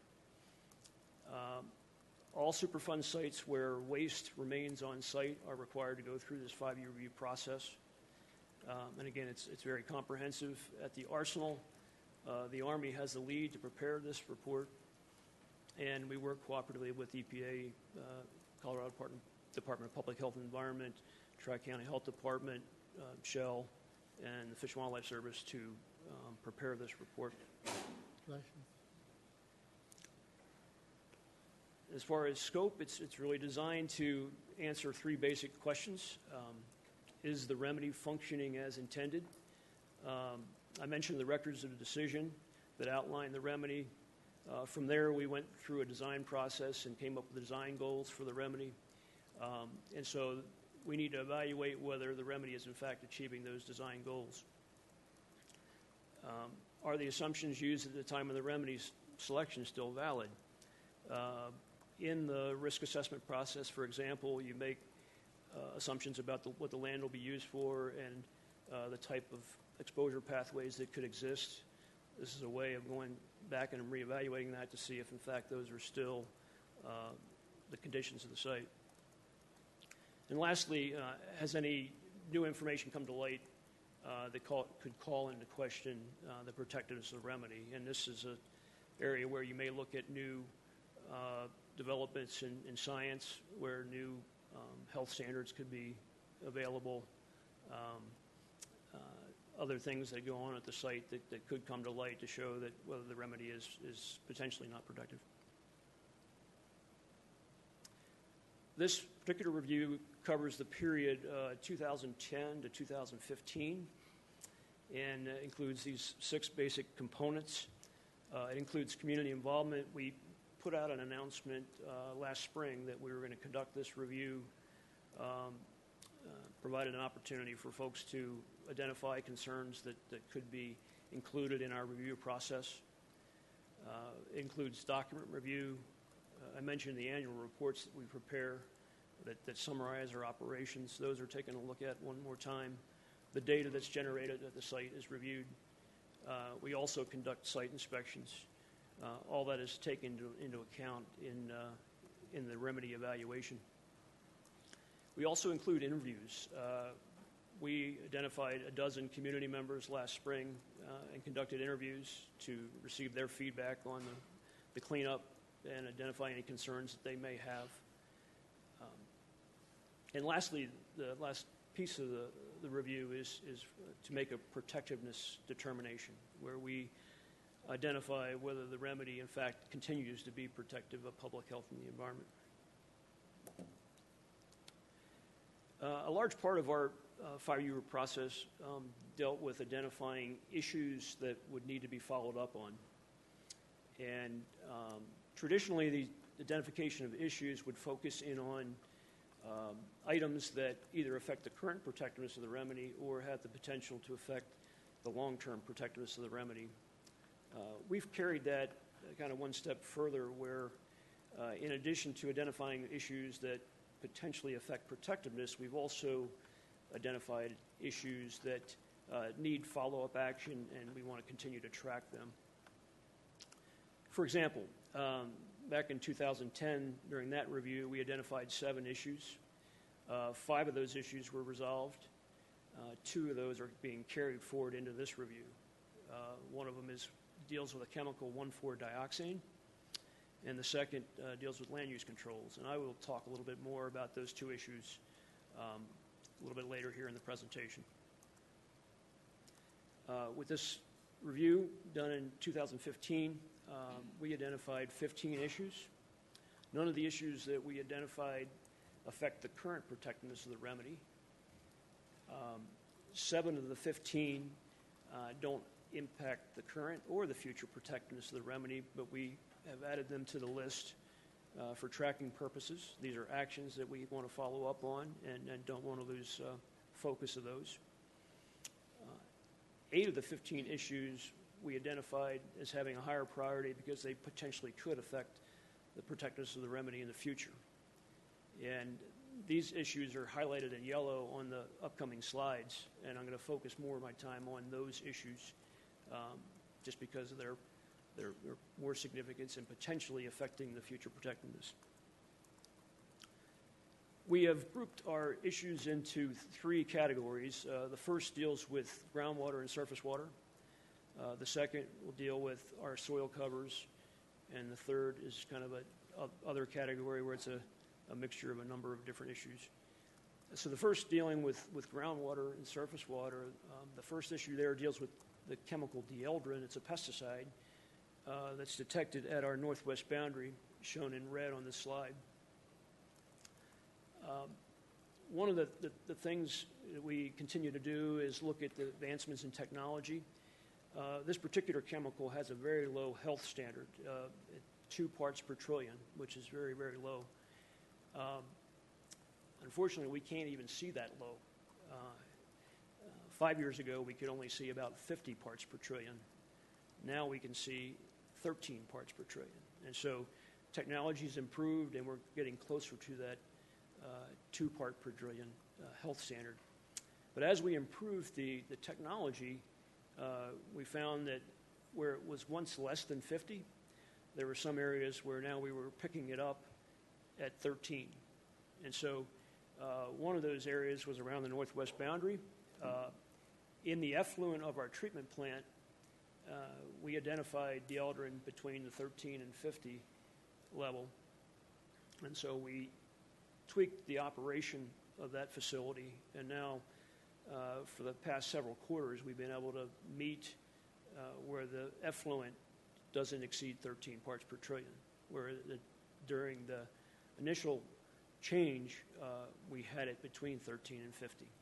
And so that's an area where we continue to take a look at that. We also found dieldrin in the shallow groundwater immediately downflow or down gradient of the system in the aquifer. And again, this is another situation where it once was less than 50, or reported as less than 50, but now we were reporting it between those two levels.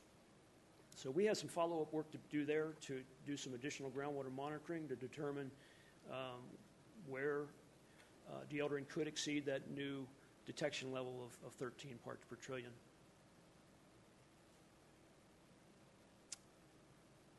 Also dealing with groundwater is we have an active groundwater monitoring program that includes working closely with Tri-County Health Department to monitor private well supplies. And so we have a monitoring well network. We also work with Tri-County on private wells that are in the area. Our commitment is to continue to take a look at the quality of the water that the citizens are drinking within Commerce City.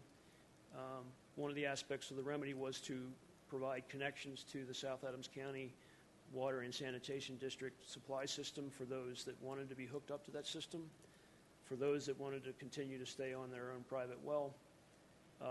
Most of those are deep wells, which is largely unaffected by the contamination. This happens to be one situation where a well we were monitoring through Tri-County, we found a detection that was above drinking water standards. It was a deep well. We feel that it's a result of poor construction, either a cracked casing or a bad seal with this well where shallow water is getting into the deeper well. And so our immediate action was to work with Tri-County to provide bottled water to the resident and then follow up and replace that water supply. And so we're in the process now of arranging for a new deep well to be installed and the old well closed, so it no longer would be a conduit for contamination to get deeper. Another issue deals with, again, continuing to take a look at the improvements in science. Some cases, the health standard for chemicals is lowered. Some cases, the detection limit is improved and you can see lower. And in some cases, you have both going on at the same time. The 1,4-dioxane, which I referred to earlier as a carryover issue from the previous 5-year review, this is a situation where the health standard was lowered by a factor of 10, and our capability to detect it also improved. And so after the last 5-year review, we conducted an extensive sampling program, determined where that particular chemical existed, and we found it in low concentrations across the arsenal. We also found it in some cases off the site as well. So we're continuing to do follow-up on that and working with regulatory agencies to determine whether we need to amend our remedy at all to address this particular chemical. The next chemical I'm going to talk about is N-nitrosodipropylamine, and this is another situation where it's a chemical with a very low health standard, and the detection limits have improved over time. EPA happened to have a detection of this in one of their split samples as part of the monitoring of the program. And so we need to follow up and take samples at different locations across the site to determine if we have this at any other locations on the arsenal. The last chemical that has had a change in technology is that we've improved our detection capability for tetrachloroethane. So far, it's only been located in the center of the site around that Basin A neck treatment plant. It's in the influent of that treatment plant. To date, we have not found it in the effluent, and so we have lowered the detection limit, and we need to do some follow-up sampling to determine whether there is located on any other locations on the site. But as of right now, it's focused on the Basin A neck treatment system area. The last two issues do not impact current or future protectiveness in our view, so I won't spend much time on them. Basically, we need to do some follow-up monitoring work. In one case around an extraction system in the center of the site, and another case in surface water, also in the center of the site where we had some detections of metals.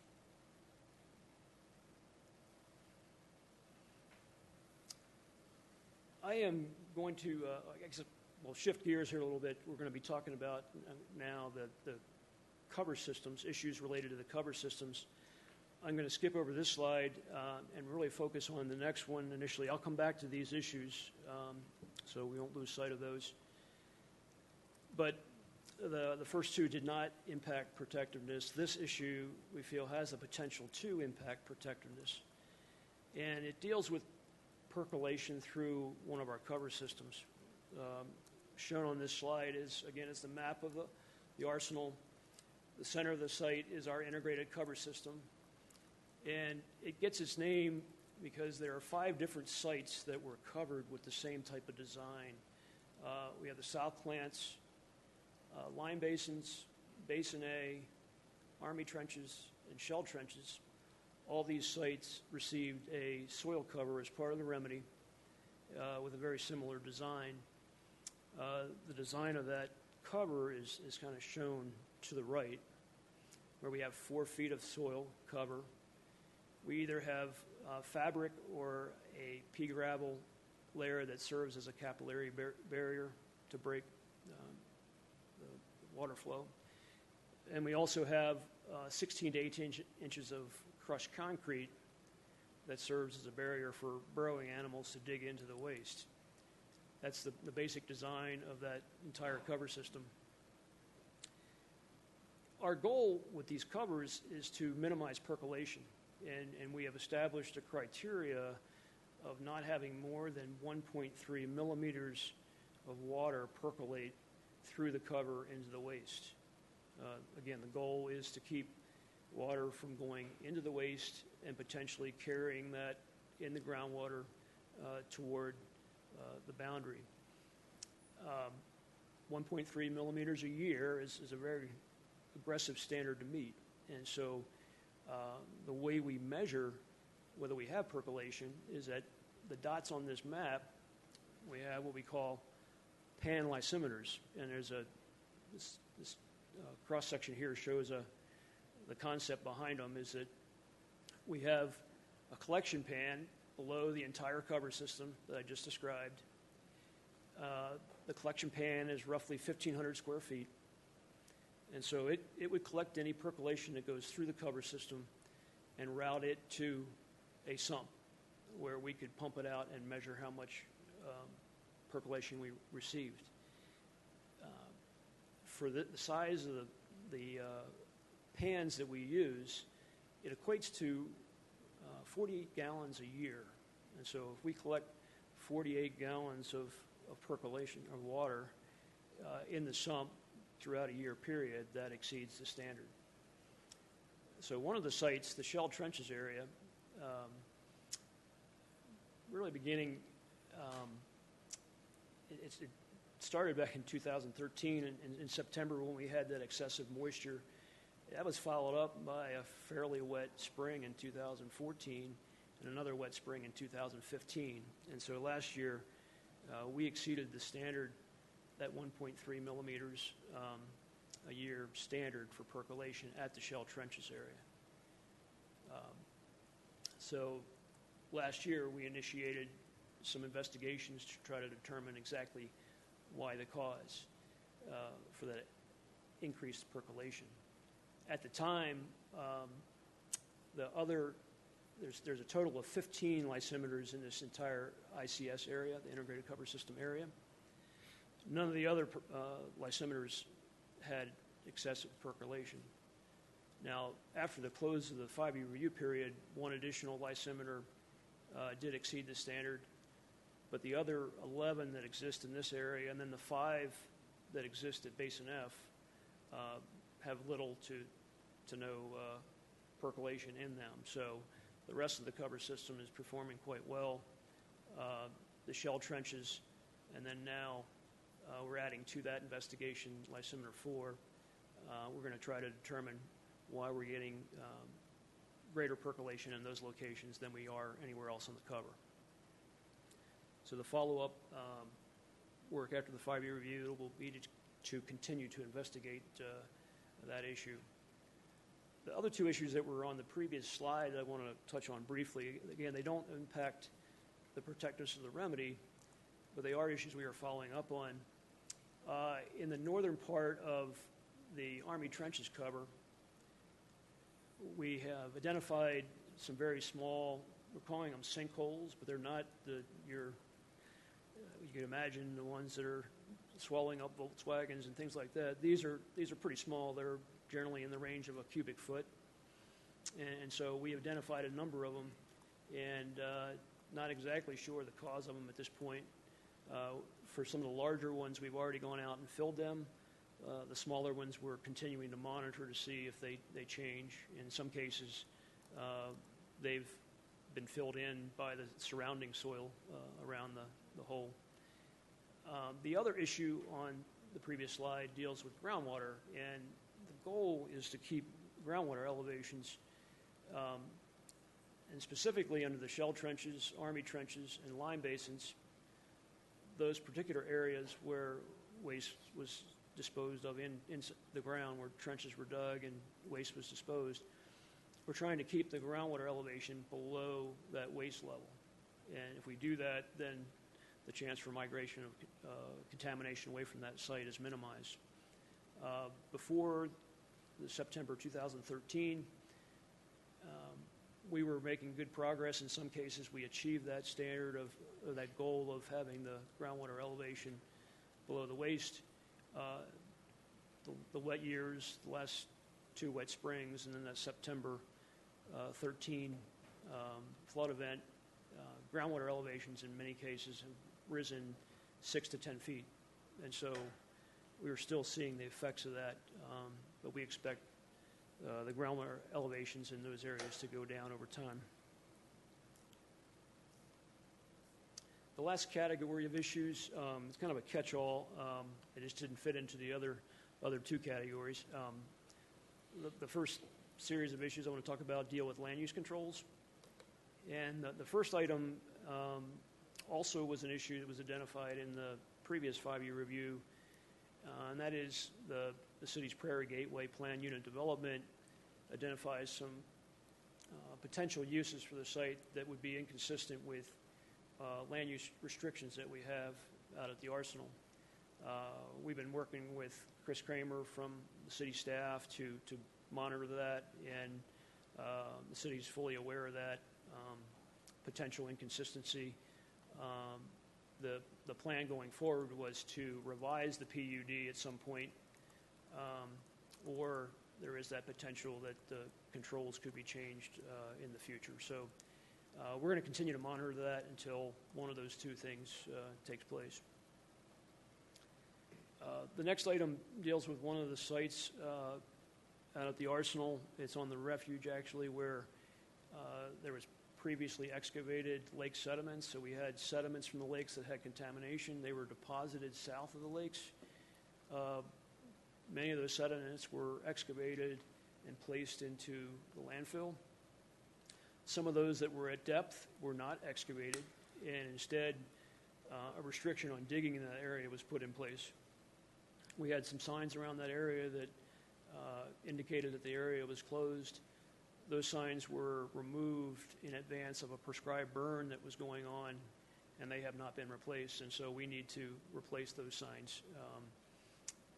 And that's ongoing as we speak. So the last item dealing with land use controls is related to land transfers, and most notably there was a land exchange back in 2006 that there were concerns raised as to whether that land exchange that took place back then was consistent with the governing documents, and specifically the Federal Facility Agreement and the Record of Decision. And so we are taking a look at that, and this would also potentially impact any future land exchanges that the Fish and Wildlife Service might be contemplating. They aren't contemplating any at this point, but there may be that chance in the future. The next item to talk about deals with the chemical deodorant in soil. Back in 2014, we collected 307 surface soil samples across the Arsenal for the purpose of characterizing kind of the final conditions on the surface across the site. 301 of those samples actually met residential standards. One of those samples did not meet our ROD criteria. It exceeded our ROD criteria. And so we did some follow-up sampling in that area, and it's in a former disposal area, Basin C. The area is roughly a quarter acre in size, and we will be doing some further evaluation to determine what follow-on remedial action might be necessary at that particular location. The last item I'll cover tonight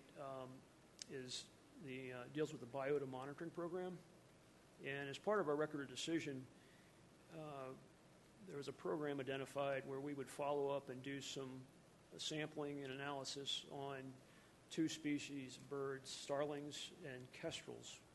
And the reason these species were selected is that they would help give us some insight into whether there was any biomagnification up through the food chain going on with any residual contamination that might exist there. They also served the birds kind of integrate the contamination over the site and give you a better picture of the area as opposed to a single soil sample at a discrete location. And so we felt that the bird monitoring would help us determine whether there was any potential thing left behind. The fortunate thing with starlings is that we were able to collect all of our starling samples, and for the most part, didn't find a significant level of contamination in starlings. There were some detections, but from our view, was nothing that indicated a risk to starlings.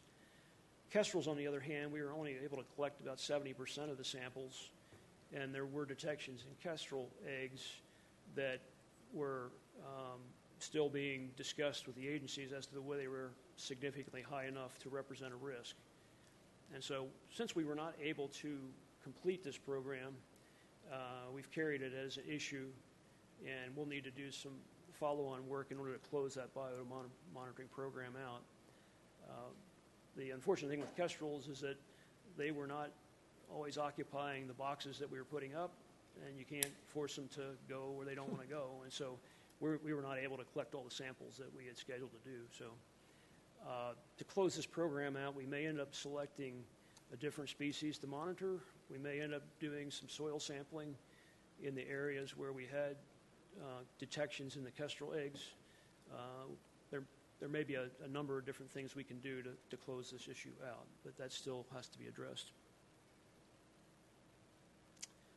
So, kind of moving to rolling up the 5-year review into a conclusion, EPA identifies 4 different protectiveness statements that you select from, 4 options.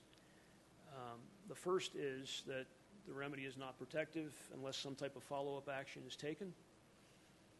The second would be that the protectiveness cannot be determined until more information is obtained, also referred to as a deferred protectiveness statement. The third, which is shown in yellow because this is the statement that we're selecting for this 5-year review, is that it's protective in the short term, but follow-up actions are needed in order to remain protective in the long term. And then the last option identified by EPA would be that the remedy is protective without any follow-up actions whatsoever. In our discussions with the regulatory agencies, everyone has concluded that the remedy is protective of people in the short term, so no concerns there. Discussions we've had with EPA indicate that they may conclude that the more information is needed for the biota before they can make a determination on protectiveness there. And so it's possible they will have a separate protectiveness statement when they review it. So where does that leave us? We are currently in the public review period. That closes on August 24th. Once we receive public comment, we will answer those comments and revise the report as appropriate. We will issue a revised report to the agencies on the 30th of September, and then EPA will either concur in that report or prepare its own protectiveness statement by October 5th. So in addition to this session tonight, we are available to present to any community group that you may be aware of. If folks would like to have us present to their group, they can contact us at this number on the slide, which is 303-289-0300, and we can try to arrange a time to meet with whatever group gives us a call. With that, I'll entertain questions from council. Are there any questions from council? Mr. McAdowney. Charlie, it's good to see you. Thanks for coming in tonight and presenting us with this update. 2 quickies that I wanted to go back to. On the 2 facilities that you referenced, the one off of Highway 2, the groundwater monitoring, at Highway 2, and the other one I think you referred to as the rail yard location. The northwest boundary or the Irondale system at Highway 2? The 2 that you mentioned were showing sufficiently successful, they were going to be shut down, I think is how you referred to it. One was the Irondale system, which was shut down in the 2000 timeframe, and then the rail yard was shut down earlier this year. Okay. So the question on those, when we say shut down in terms of they don't need to be operated, are they going to be removed? Are they going to be kept in place in the event they need to be reactivated? That was the question. That's a great question. We were able to remove the facility back in 2000 because the area between the rail yard and the boundary was cleaned up. We have to continue to monitor groundwater quality in the area of the rail yard for 5 more years. Okay. And so if we don't get any rebound or any additional detections above the drinking water standard, we can then remove that facility. But for the next 5 years, it'll be in place in case it has to be started back up again. Okay, great. And then my second question with regard to the groundwater and the comments about the off-site well, the private well that was impacted. I know, and you and I have had conversations with members of the community in the past where misunderstandings about what the implications are of the past activity on the refuge and how the steps that you've talked us through tonight, that mitigation does or does not impact drinking water in the community.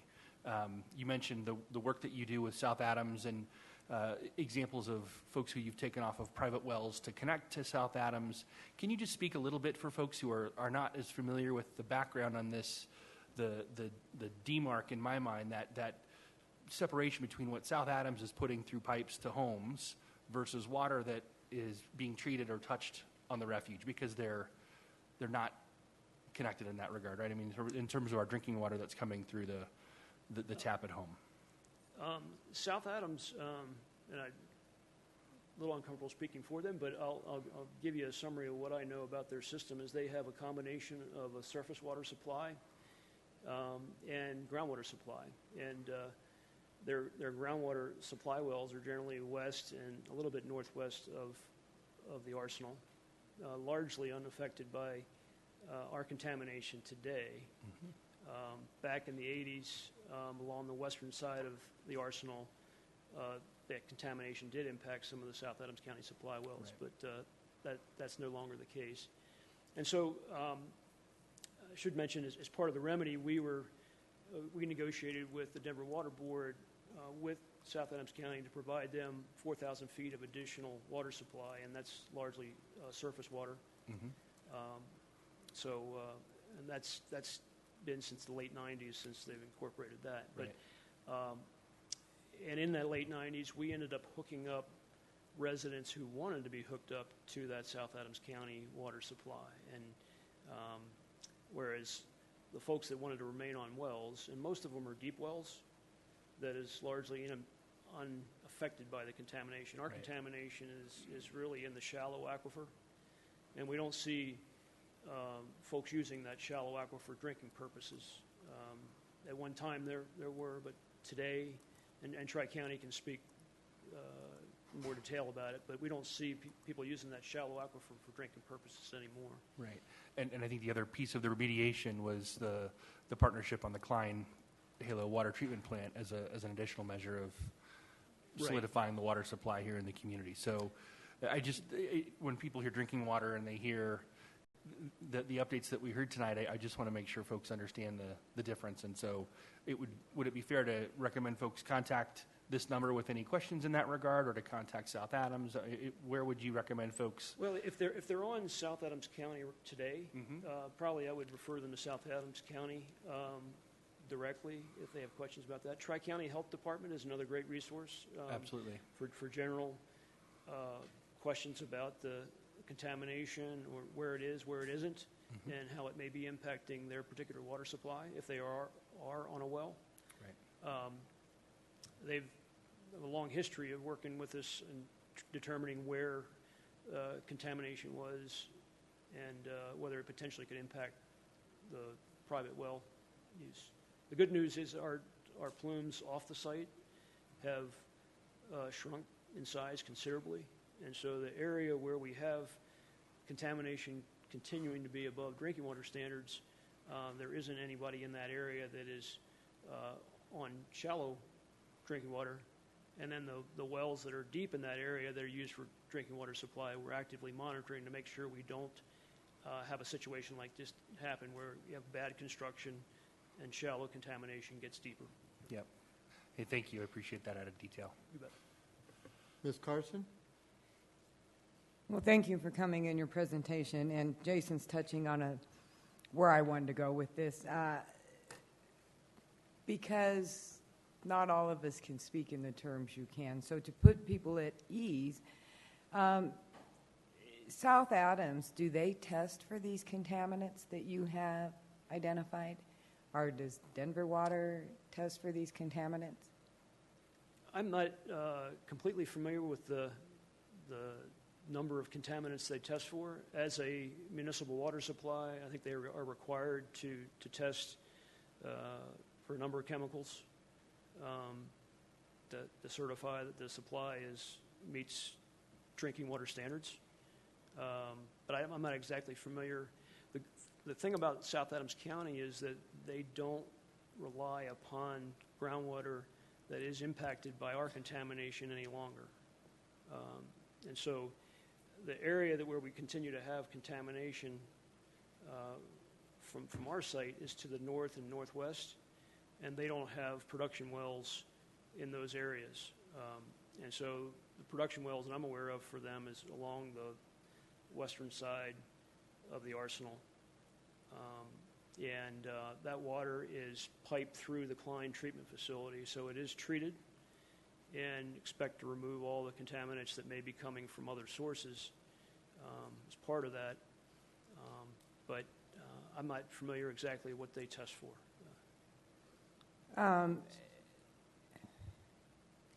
I guess because this is a unique site, not all water plants experience this type of a facility near them. So I guess my question was, because of the location of Denver and South Adams, with the location of the Rocky Mountain Arsenal, do they look and test for pesticides, chemicals that were used there, or do they just, is there and you're not the water department, so I don't even know if you can answer these questions, or do all water departments have a checklist of 50, 100 things they're testing for, but these are very unique to us? Yeah, I really can't speak on other water departments. I do know we've worked closely with South Adams County, and where there's been a potential for our contamination to impact their supply, they have added those chemicals to their test list. Okay, and thank so you. That's kind if of that addresses your question. Where there is potential for one of our chemicals, as unique as it may be, to impact their supply, then they have tested to determine if it's present or not. So. Okay. Mr. McEldowney sits on that committee, so I'm sure he can bring some of these questions up with the water department, but thank you for trying to answer them. Mr. Diaz. Simply, I just really wanted to thank you for your presentation. I think as I was preparing for a council meeting tonight, honestly, looking through your presentation without your explanations and without these questions posed, kind of took me back to high school chemistry class, where half the words I didn't really quite understand, and it felt kind of like a foreign language to me. But what I can speak to and what I can attest to is the significant progress that the Wildlife Refuge has made, the Rocky Mountain Arsenal. I guess I think back to 2005 when I bought my house. I lived just north of the Wildlife Refuge. My father-in-law, in typical father-in-law fashion, was telling me about the dangers of living over there and how 3 years later I'm going to turn green. And here I am, I'm still not green. So clearly the cleanup that you guys have done has definitely been tremendous. It's been kind of neat to follow.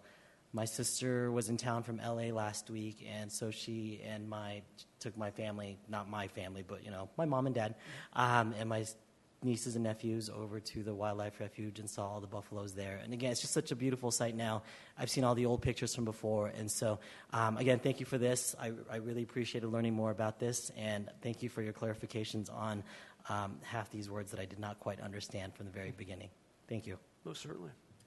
Mr. Douglas. Thank you, Charlie, for your presentation. I understand there's a public comment period that started already, and then the Army is going to respond in the comment period too. Where can that those results be found for our citizens as far as making a comment, because it's still open to August 24th for public comments, and then the Army response on those comments are from August 25th to September 30th. Right. I'm sorry, I may not completely understand your question, but the comment period goes through August 24th, so a week from Wednesday. Okay.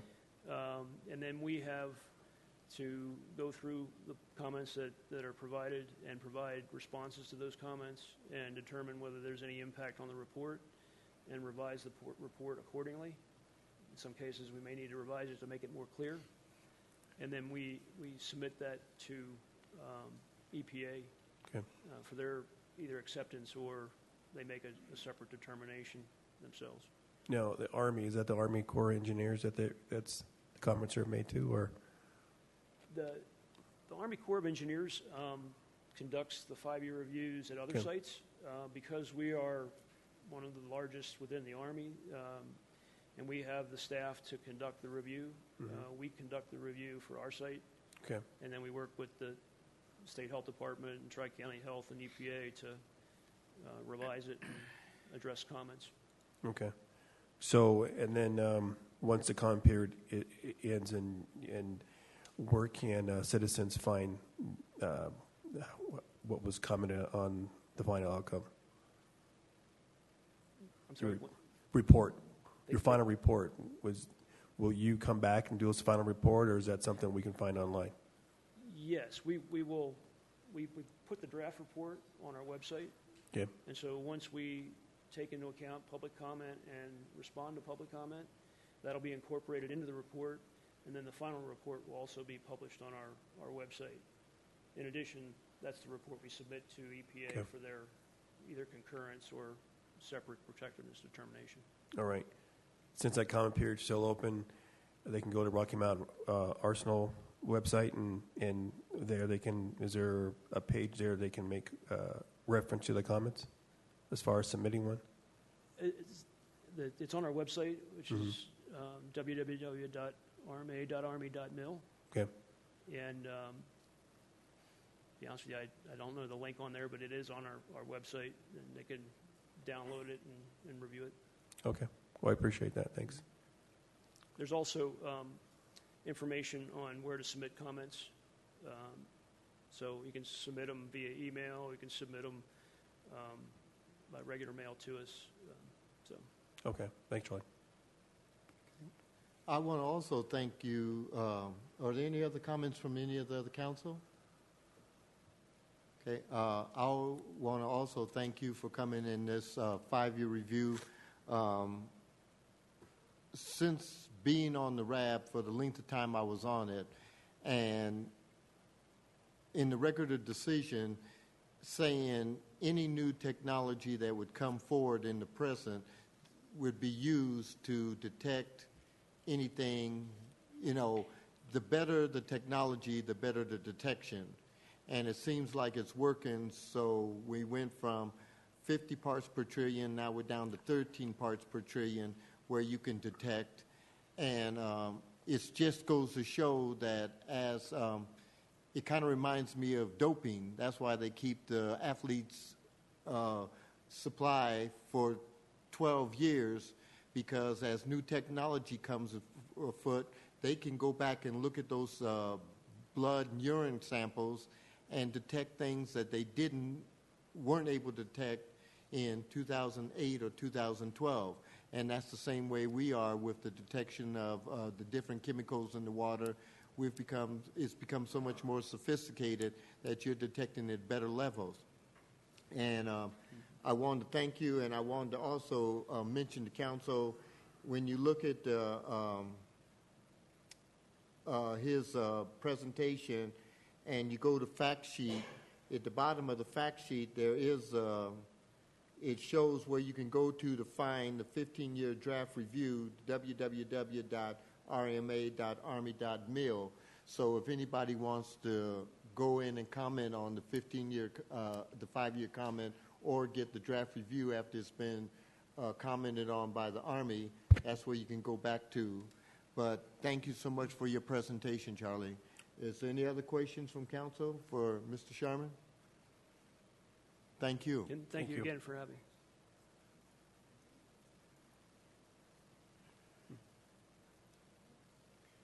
Okay, we have a couple of items on our administrative council business, and one of the items that we need to make a vote on our August 22nd budget meeting, we need to make a motion to conduct a special meeting during that budget meeting because there is an item we have to vote on that is Mr. McBroom will explain. Thank you, Mr. Mayor Pro Tem. We would request that council set a special meeting for August 22nd at some point either before or after the budget retreat for two purposes. One is to award the contract for what we've been referring to as Package A, which is the first contract for infrastructure work related to the new recreation center. The challenge in September is there's only one regular meeting in September, and it's not till September 19th. So approving that contract will allow us to initiate the infrastructure work quicker. There's a second action item that we will ask council to act on the 22nd, and that is to approve a contract, and somebody will correct me if I misstate this.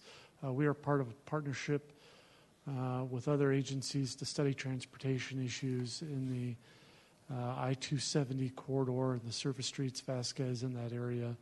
And so it's necessary for us to approve a partnership agreement next week. And so we would like to add that to the special meeting agenda.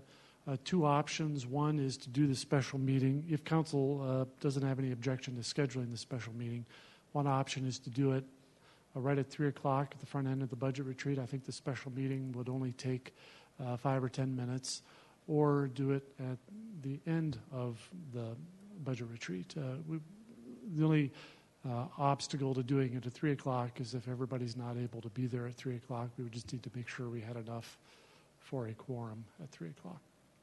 Thank you. Can I get a motion? Mr. McAdowney. I would move to add a special meeting to our August 22nd budget retreat. I would request that we attempt to effect that at 3 p.m. or as soon as we have quorum. Okay. Mr. Teeter. Second. I have a motion and a second. Any discussion?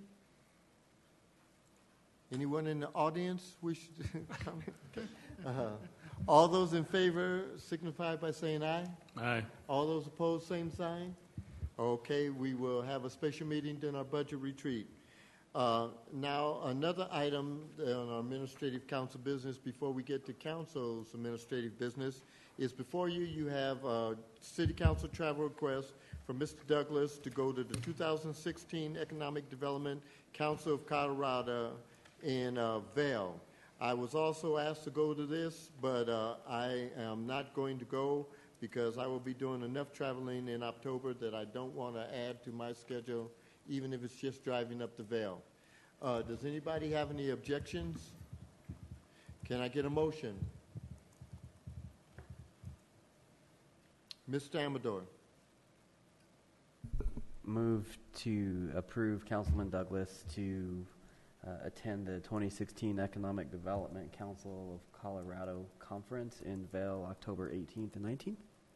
Okay, and Mr. Douglas, you will bring back a report on what they discussed, because we want to know what other cities are doing around here, too.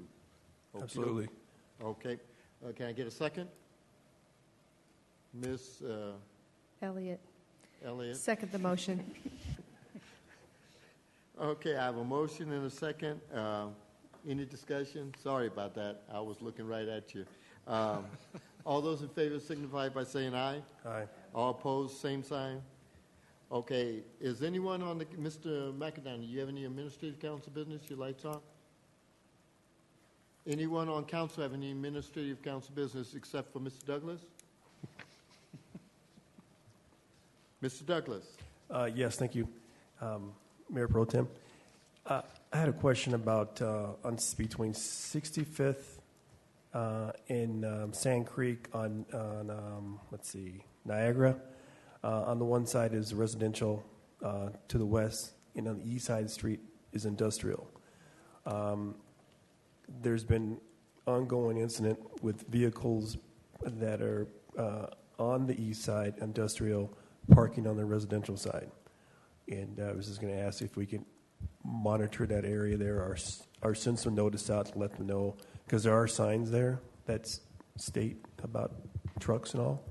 But I think it's a lax of them following the rules. And if we could just reach out, be good neighbors, and help those folks out there. A lot of folks want to remain anonymous, and I understand why. So if we could facilitate that on our side, that'd be great. The other request is, I know we, in our city manager's report, we have a Peoria update.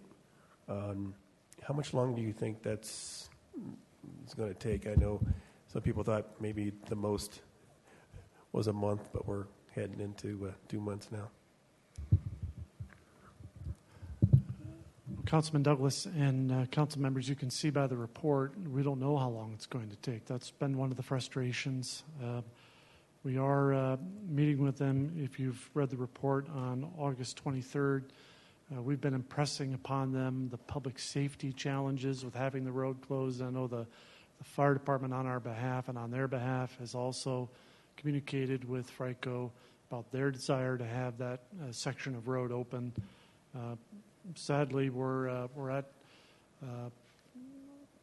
FRICO has control of the situation. We do believe they have the right to control that right-of-way, and so we do need a permit from them to work in their right-of-way. We did list, Councilwoman Carson had actually asked me to read the report. I can either do it now or during the city manager report, so that those who are listening tonight will have the benefit of what we know about the status of that. Would it make sense just to read it now? I think this would be the best time, seeing how we're discussing it. On June 21st, Peoria Street was closed to traffic between 112th Avenue and 104th Avenue due to a significant roadway failure at the culvert that passes the Burlington Ditch underneath Peoria Street, just south of the 112th Avenue intersection. It was determined that the sheeting on the south abutment of the bridge failed and needed to be replaced.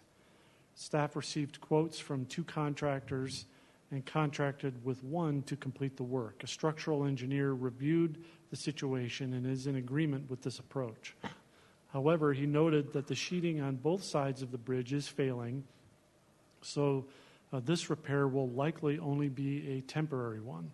It is anticipated the city will have to do more analysis and budget for a longer-term repair, which would include replacing sheeting on both sides of the canal or installing a cast-in-place concrete wall or abutment in the near future.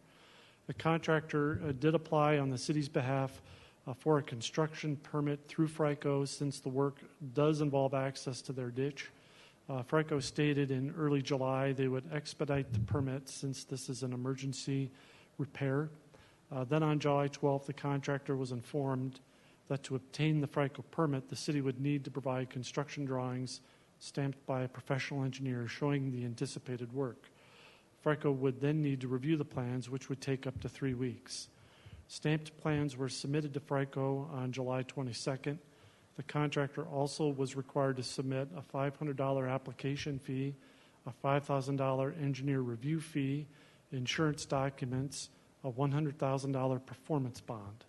The bond, insurance, and fees were delivered to FRICO on August 2nd. On August 3rd, the contractor and city received an email from FRICO's engineer requesting additional information related to the plans, including photos of the ditch and existing bridge in this location, cross-sections showing the ditch geometry relative to the bridge and road, including survey showing elevations relative to the proposed bridge, hydraulic evaluation of bridge showing that it provides FRICO's required 2 feet of freeboard, and design calculations. Staff has been in contact with Scott Edgar, FRICO's general manager, requesting relief from these requirements due to the emergency nature of the repair. and knowing that we will be conducting additional analysis and design over the winter as part of the more permanent long-term solution. Mr. Edgar has indicated a willingness to resolve issues, but not at the expense of their ability to run water. A meeting has been scheduled for August 23rd, which was the first time FRECO had availability. Meanwhile, the city is working to respond to the additional requested items listed above. Since these involve collecting survey data at the site, it is uncertain how quickly something can be resubmitted, given the time it may take us to collect the survey data. That's as much as we know. We've, again, tried to impress upon them the emergency nature of it, while at the same time we have no direct authority over FRECO. It sounds like we're caught in that bureaucracy. We're caught in a trap. Mr. McAdowney. I'm going to see if I can do my best to channel what I believe the mayor would say and what I would like to say. One, I'd like to know from our attorney if it would be inappropriate to publish contact information for FRECO so that citizens with concerns about the duration of this closure have an avenue to contact the actual body that is impeding our ability to fix this roadway. That's question one. I imagine that is public information already, so I believe that could be accessed publicly if people wanted to do that. I'd like to have us help shortcut the search for the public's location of that information and have that included in the city manager update. The second, I would like to, this is also a question for the attorney. I'd like to understand if we've looked into them already, and if not, I'd like to ask with council's support that we investigate any and all legal options that we have to put an exclamation mark on this matter for FRECO. It is the worst example of partnership with any of our partners that I've seen in a long, long time. I understand, and it's great to hear that we have the fire department with us helping to try and reiterate that case, but it doesn't take a rocket scientist to understand how few northwest or north-south corridors we have through that part of the city, and that is an exceedingly that's just a bad thing. No two ways about it in terms of being able to move fire and police through that area. We have a school year that's starting back up again, and I believe that 104th Avenue or that connection is used by, or typically used by, school buses. So it may not be a bad idea to try and garner advocacy from our school district as well.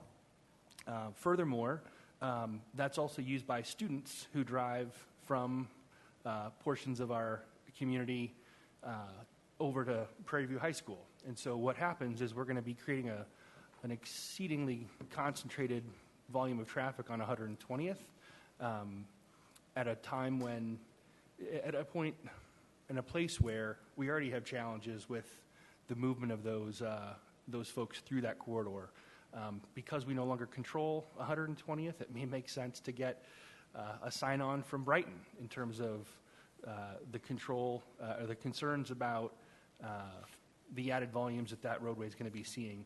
I guess the sum of my comments is I want to ensure that we are demonstrating to our citizens that we're doing absolutely everything in our power. And I know we said in almost a flippant sense that we should just do the work and accept the penalty. And I would like to understand from the attorney also what we think the potential risk of proceeding with the work on this roadway is relative to any penalty that we might incur. I'm of the opinion that it's probably worth more to get that roadway open for the reasons that I've mentioned than we might suffer in terms of a penalty. And I think it would, we need to, again, understand each of these options and enable us to make a decision. I don't know if council has any comments or thoughts on that. Okay. My little light board lit up, but I do have a comment on that. I love the fact that you asked for forgiveness instead of permission, because I'm thinking to myself, if all of a sudden people are calling FRECO telling them what a holdup they are, all they can be is a bigger holdup and figure, well, so what? You know, but if we just go ahead and fix the road and everything, so, I mean, they can be mad, but at some point, if I was on the other side of the road and I was having a medical emergency, I would really be upset that I died because of FRICO. And I don't know how upset you get when you die, but I would be that upset. But I'm going to first let other people speak. Can I just add one quick comment? Okay. I'm sorry. One of the things that jumped out at me as I was looking at the bullet points of their latest round of requirements, and just because I've been in jury duty for the last 2 weeks, I'm like into the minutia of language now. I'm channeling my best impression of an attorney. The second bullet says, cross-sections showing the ditch geometry relative to the bridge and road, including survey showing elevations relative to the proposed bridge. The word proposed I find interesting because it is an existing bridge. We're not building a new bridge. These requirements seem absolutely logical if we were building a new bridge to cross any portion of the Burlington Ditch. So is it possible that one of the individuals at this fine entity has misunderstood what we're trying to do here? I'm really puzzled as to the level of burden that they're trying to insert here. Anyway, I've taken up enough time. Okay. Mr. Douglas. Yes, on the note that on the barrier there, I guess there's also folks going around the barrier and going over the bridge still. We don't want to monitor that.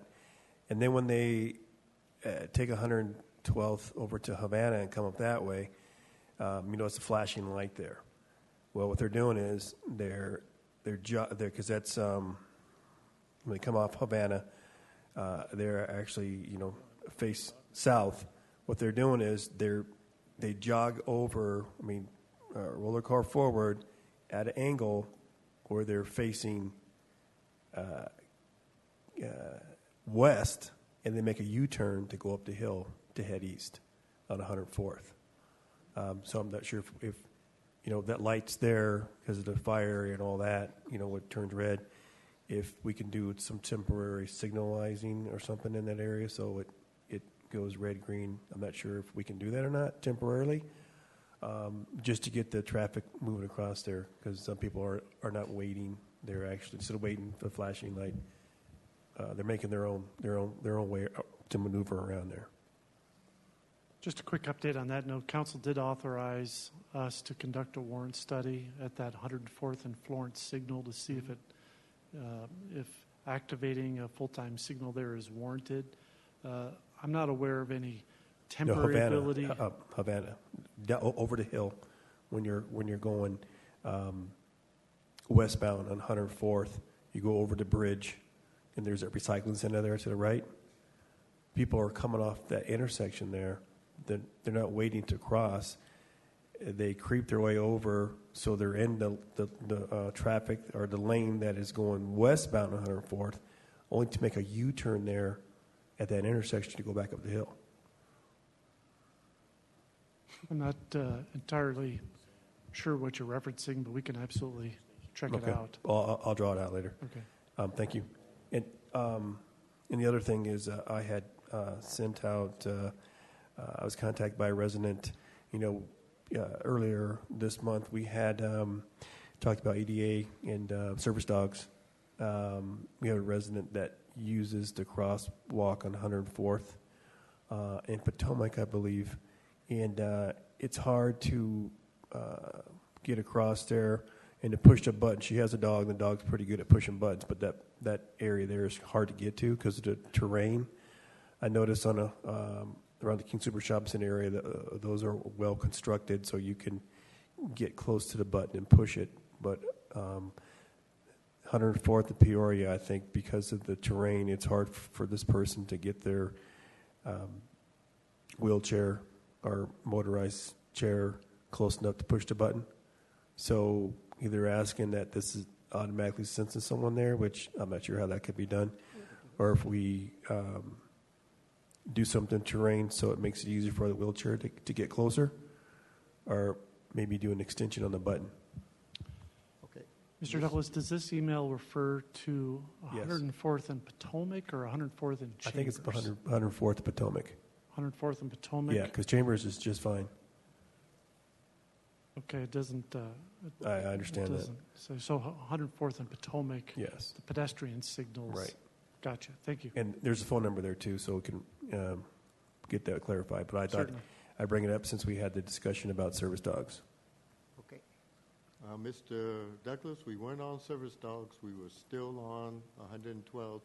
I'm sorry. And you went way off course. I'm sorry. I apologize for that. Ms. Carson. You know, I just have to reiterate the impact this is on emergency equipment. When it's your house on fire, your child not breathing, stuck in a car, and as someone who lives there and takes this detour, it is anywhere between 7 and 12 minutes. Sometimes it's, and agreed, if you're an emergency vehicle, you don't have to wait to get across that 104th. You can turn your lights on. But it is quite the impact. And, you know, I got a couple questions. Do you have any idea, you, Maria, anybody, once this work is started, is there a guesstimate? Would this take a week, 3 weeks from starting date we would hope to be done, or anywhere in there?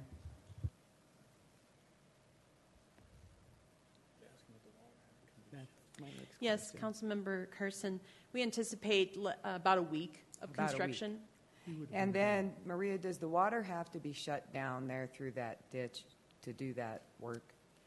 It is our understanding from the contractor that he can work around that. So we do not anticipate having to divert the water or in any way shut down the So anybody ditch. receiving that water is not going to be impacted? Correct. Then this makes even less sense to me. That's right. And within our city, is there any way to know how many roadways and FRICO ditch intercept? Is this? That's a good question. I have not counted them up, but it's probably worth the effort to see how many interactions or situations we have like this around the city. Yeah, because this is quite the impact on those of us who live up there. Honestly, I have to say it feels like a ridiculous impact. So I would like to see, because maybe then we can gain some knowledge here that when and if this happens again, we do understand how to go forward. But thank you. Could you stay up there for a minute, Maria? Because I've got a hunch that somebody's going to ask you a question pretty soon. Mr. Amador. Thank you, Maria, for stepping to the podium. This feels a lot like the bureaucratical red tape of accessing a permit, and I deal with this a lot in a school district where there's an impact for children and safety. And that being said, a lot of times we tend to begin projects doing every step that we know would be required, i.e. third-party inspections, material testing, and sometimes the joke kind of is that we will give you as-built drawings for our permit. And that being said, you know, I wouldn't expect that the city would burn any bridges through relationships. However, no pun intended, that we would move forward to get these repairs fixed and done. Many times there are single points of failure in organizations because a single person may be on vacation or something like that. So I don't know what that looks like, but I think what I've heard, and I just feel so compelled to just chime in, that we need to make this a priority for them, and it's really the impact to the residents. So I don't know how we go about doing that and really getting that in their windshield, going, hey, we're right here today and here's the impact. Especially, I think Jason hit on a few key points with school starting and how at the bus route, and it's not just, oh, we're doing repairs to the bridge. I think the improvements, we've been waiting for a long time. And so I think that's where we really want to just focus our efforts if we could. I don't know who we outreach to over there or anything short of asking for forgiveness. So those, I think you've heard that tonight, so I don't know. Yeah, to Councilmember McEldowney's point, I think it's talking to the right people. So the proposed bridge comment, I had a long conversation. We got that comment from their review engineer. So I talked with him today, clarified, exactly what we're doing. The minimal, the contract amount is about $55,000. So it's really not that much work involved, less than a week of time. And knowing, again, that we have the longer-term project ahead of us that will go more in depth. So do we still really need that? And so they're going to be talking. He promised me that he would talk to the general manager about that, and appreciated the clarification. So maybe we'll see something move here within the next couple of days. Okay. So just being the devil's advocate, so if we'd have just done the work we'd been done now, and they might have been mad at us, but we could have given them all that paperwork they want when we're ready to do the big project, and they still would have been probably holding us up anyway, correct? Well, yeah, hindsight's 20/20, but we did not anticipate having to do any drawings for the amount of work that we're doing. We're literally going in, replacing very similar types of materials with similar materials. We're not changing the flow. We're not changing structure at all. We're just simply replacing materials that have failed. And so we did comply with the first request to prepare some drawings to work towards giving them those assurances that they need. And we paid all the money they asked too, right? Yep. Mm-hmm. So it's starting to be more excessive now. And who did we make mad? It seems like there's somebody there that is sitting and saying, when I'm ready to put my stamp on it, I will, but until I'm not, and okay. Mr. McEldowney. The word you're looking for is, I'm not going to use it. Building on Ms. Carson's comment, and maybe all my questions are for the attorney tonight, I think it's a really good point. Once we have an audit of those crossings, I think we need to use this and that information, and I don't know if it's an MOU or what the mechanism is, but I think we need some sort of a additional piece of our relationship that gives us the permission slip in advance under certain circumstances with certain criteria. There is nothing but a notice, upon finding that we need to fix something that, hey, by the way, we're fixing this, and we're going to let you know what we did. And I think that whoever this individual is might need to get in a car and drive over to that location, or perhaps we can pick them up and drive them to that location. The fact that they're asking for photographs of this bridge and this state, again, these become excessive. So I would really appreciate see what you can explore. And does that make sense? Yes, absolutely. I can explore that. Establishing a plan for where right-of-way crosses these canals and ditches for emergency-type repairs, as well as exploring various legal options relating to this intersection that I can provide to you in a confidential, privileged manner. That would be great. Thank you so much. Mr. Douglas? Yes, Maria. I had a question on when they constructed this bridge, because it was a replacement of the old one. Was this as a result of the new bridge, or was this situation already there because the abutments and everything? We're researching that a little bit. I believe, as far as we can find, was that Peoria was turned back to us from the county at some point, and so we inherited that culvert. Okay. It also was originally on CDOT's list of bridges that they maintain for the whole state, but for some reason was taken off. So we're doing some more investigation as we're trying to find the old plans, but don't have a lot at this time to go on, other than I think we inherited it at some point. We did not originally build it. Gotcha. All right, thank you. Ms. Carson. When I look them up, I can get information, but I can't get a ton of information, so I don't know. But, if it's possible, could we put a small article in the Commerce City Connect explaining this? And it's my understanding that their offices are in Brighton, so very small commute. But I don't know the actual address where in Brighton. It would be nice to put that address in that location, and that they have a 7-member board. If we could publish the names of those board members. This should be public information, I would think. It says that they have 400 miles of canals. So how much of that's in our city? I would be quite interested. But accountability and transparency is required by us. It should be the same for them. Thank you. Okay, that seems to be the extent of that. So we've built a bridge tonight. I have one item on administrative council business. I've already talked to the chief about this. And 88th Avenue, during the daytime, on the weekends, the residents are held hostage by the flea market. At night, they're held hostage by the drive-in theater. They've gotten used to the flea market because people are a little bit more courteous during the day.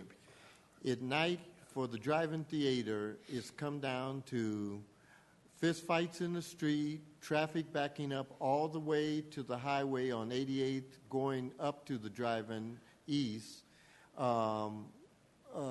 Basically, you have to drive down Rosemary Street in the oncoming lane. The fire truck has to fight to get out of the firehouse sometimes because of it.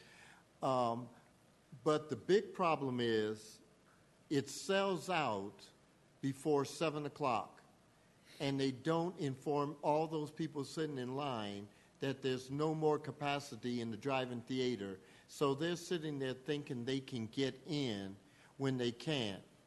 And I think it's their obligation to go and put either signs out that says we're at capacity, no more,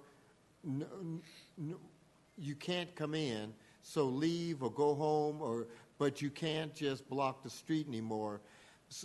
Something has to be done on Friday and Saturday nights, and sometimes even on Sunday nights. Especially on the first weekend of a lot of the movies that come out, that they do the first run. And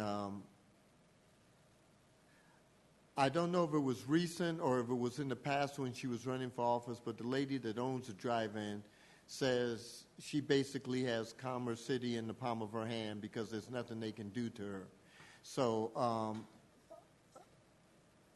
the residents along 88th that come off of Laurel Drive and the Wickiup trailer park and everything, they said that it's terrible on the weekends. And they would just love for somebody to come over and, even if you aren't going to, just experience it and see what they're talking about, and then you'll understand how they're being held hostage on their own streets and they can't even get out. And I was just thinking about that when if it was the fire engine has to actually sit there and blow its horn to make the people move, because the people in front don't want to go and lose their spot, and nobody wants to back up. So, and I'm thinking that one day the fire engine is just going to push them out of the way. And can they do that, Rick? We've done it to cop cars. Oh, okay. Okay.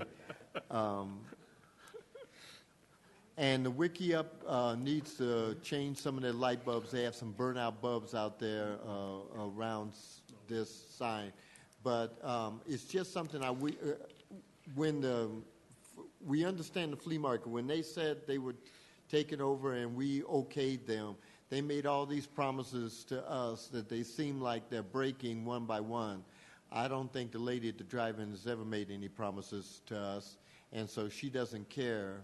But I don't know what we can do to make her get rid of the traffic after the drive-in's at capacity, but I would sure love to see us do something.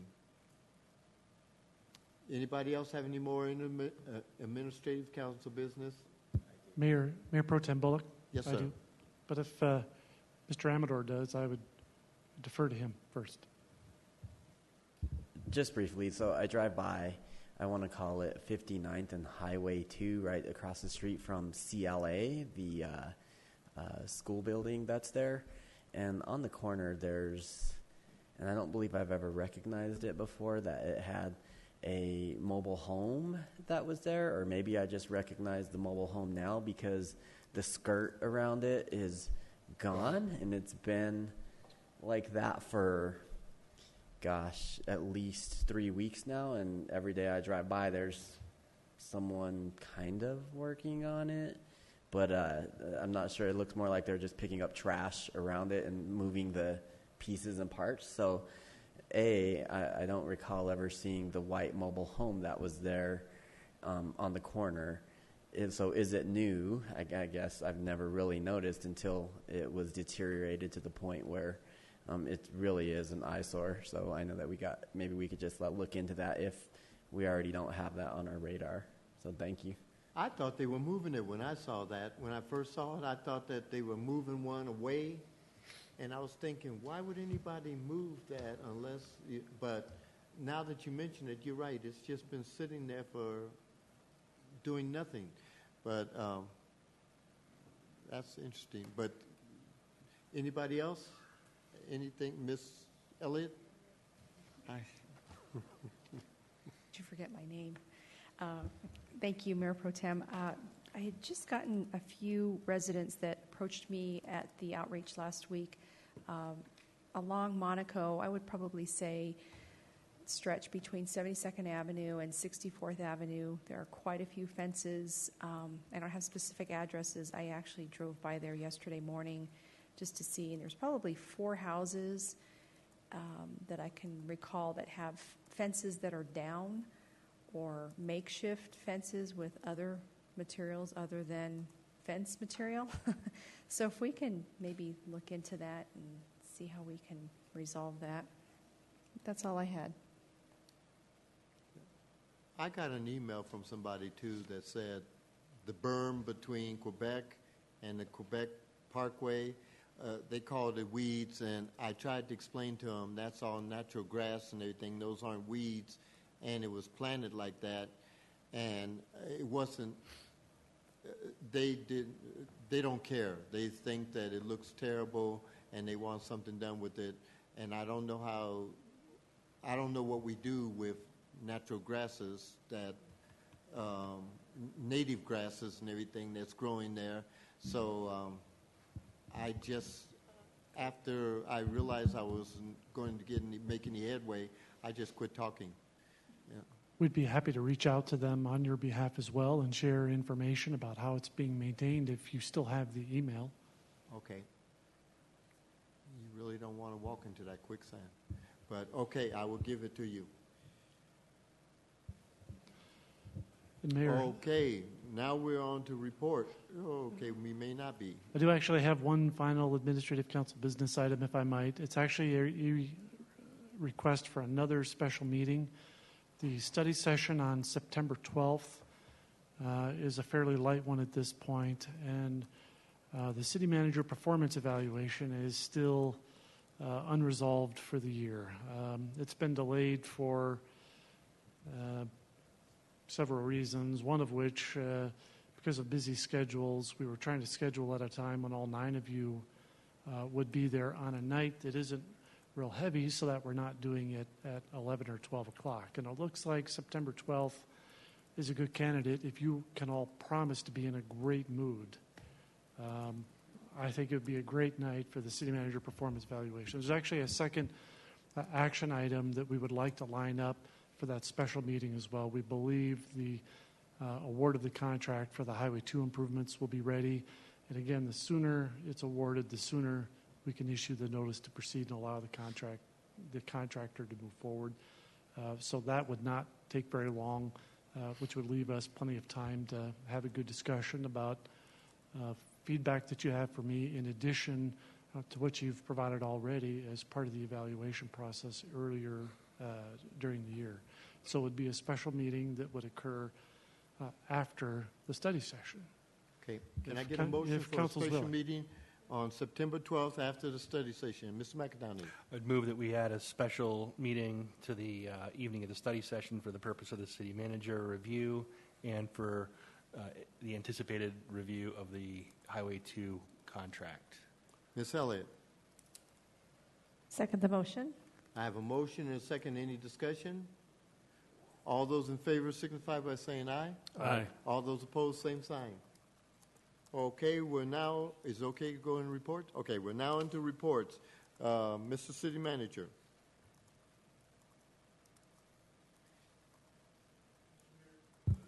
Mr. Mayor Pro Tem, the biggest portion of the city manager update tonight was the update on Peoria Street, which I've covered already. The other update that we included was a response to Mr. Amador's request as to who is going to do the assessment of the existing recreation center. The name of that company is the Farnsworth Group. I'm not familiar with them. I'm guessing you may be. Anyway, we have contracted them to do a fairly in-depth assessment of the existing recreation center so that as we're doing the renovations we know we'd like to make to the building, we can be aware of what other structural mechanical systems we need to address while we're in there doing work. So the name of the company is the Farnsworth Group. There's also an update on a postcard that we'll be sending out to residents. I think we gave each of you a copy of that and our ongoing efforts to educate the community about the benefits of recycling and how to do it properly. And then we have the capital improvement program update. It's our monthly update. And as always, the look ahead to the city council work schedule. So happy to answer any questions now or later about any of those items. Thank you. Anyone have any questions? Okay. Mr. City Attorney. No report this evening. Okay, I do not have a report. I just want to thank everybody that came to the outreach. It was a very rainy outreach, but we enjoyed ourselves, and the band was great. I happen to like the band a lot. A lot of people say, well, I can't dance to that. But if Miss Carson can dance to it, anybody can dance to it. So they were danceable. Okay. Well, no, that is not true. There's people that... Okay. That's not what your wife told us differently, that when you're under the right influence, you can dance really well. Okay. Anybody have a report? Anything they would like to report? Okay, seeing no further business, I need somebody to make the executive motion. Each one of us has a copy of it in front of us. Would Ms. Elliott, would you please, I remember your name now. Thank you, Mayor Pro Tem. So I move to enter into executive session pursuant to sections 402, parentheses 4, parentheses B, E, F, and G of the Colorado Open Meetings Law for the purpose of reviewing applications and materials protected by the Open Records Act, deliberating and instructing negotiators regarding candidates for the position of city attorney, and for the purpose of receiving legal advice if needed. Ms. Carson. Second. I have a motion and a second. Any discussion? All those in favor signify by saying aye. Aye. All those opposed, same sign. Okay, at 9:54, we move into executive session. I don't know how long it's going to take, but when we come out, we will adjourn the meeting.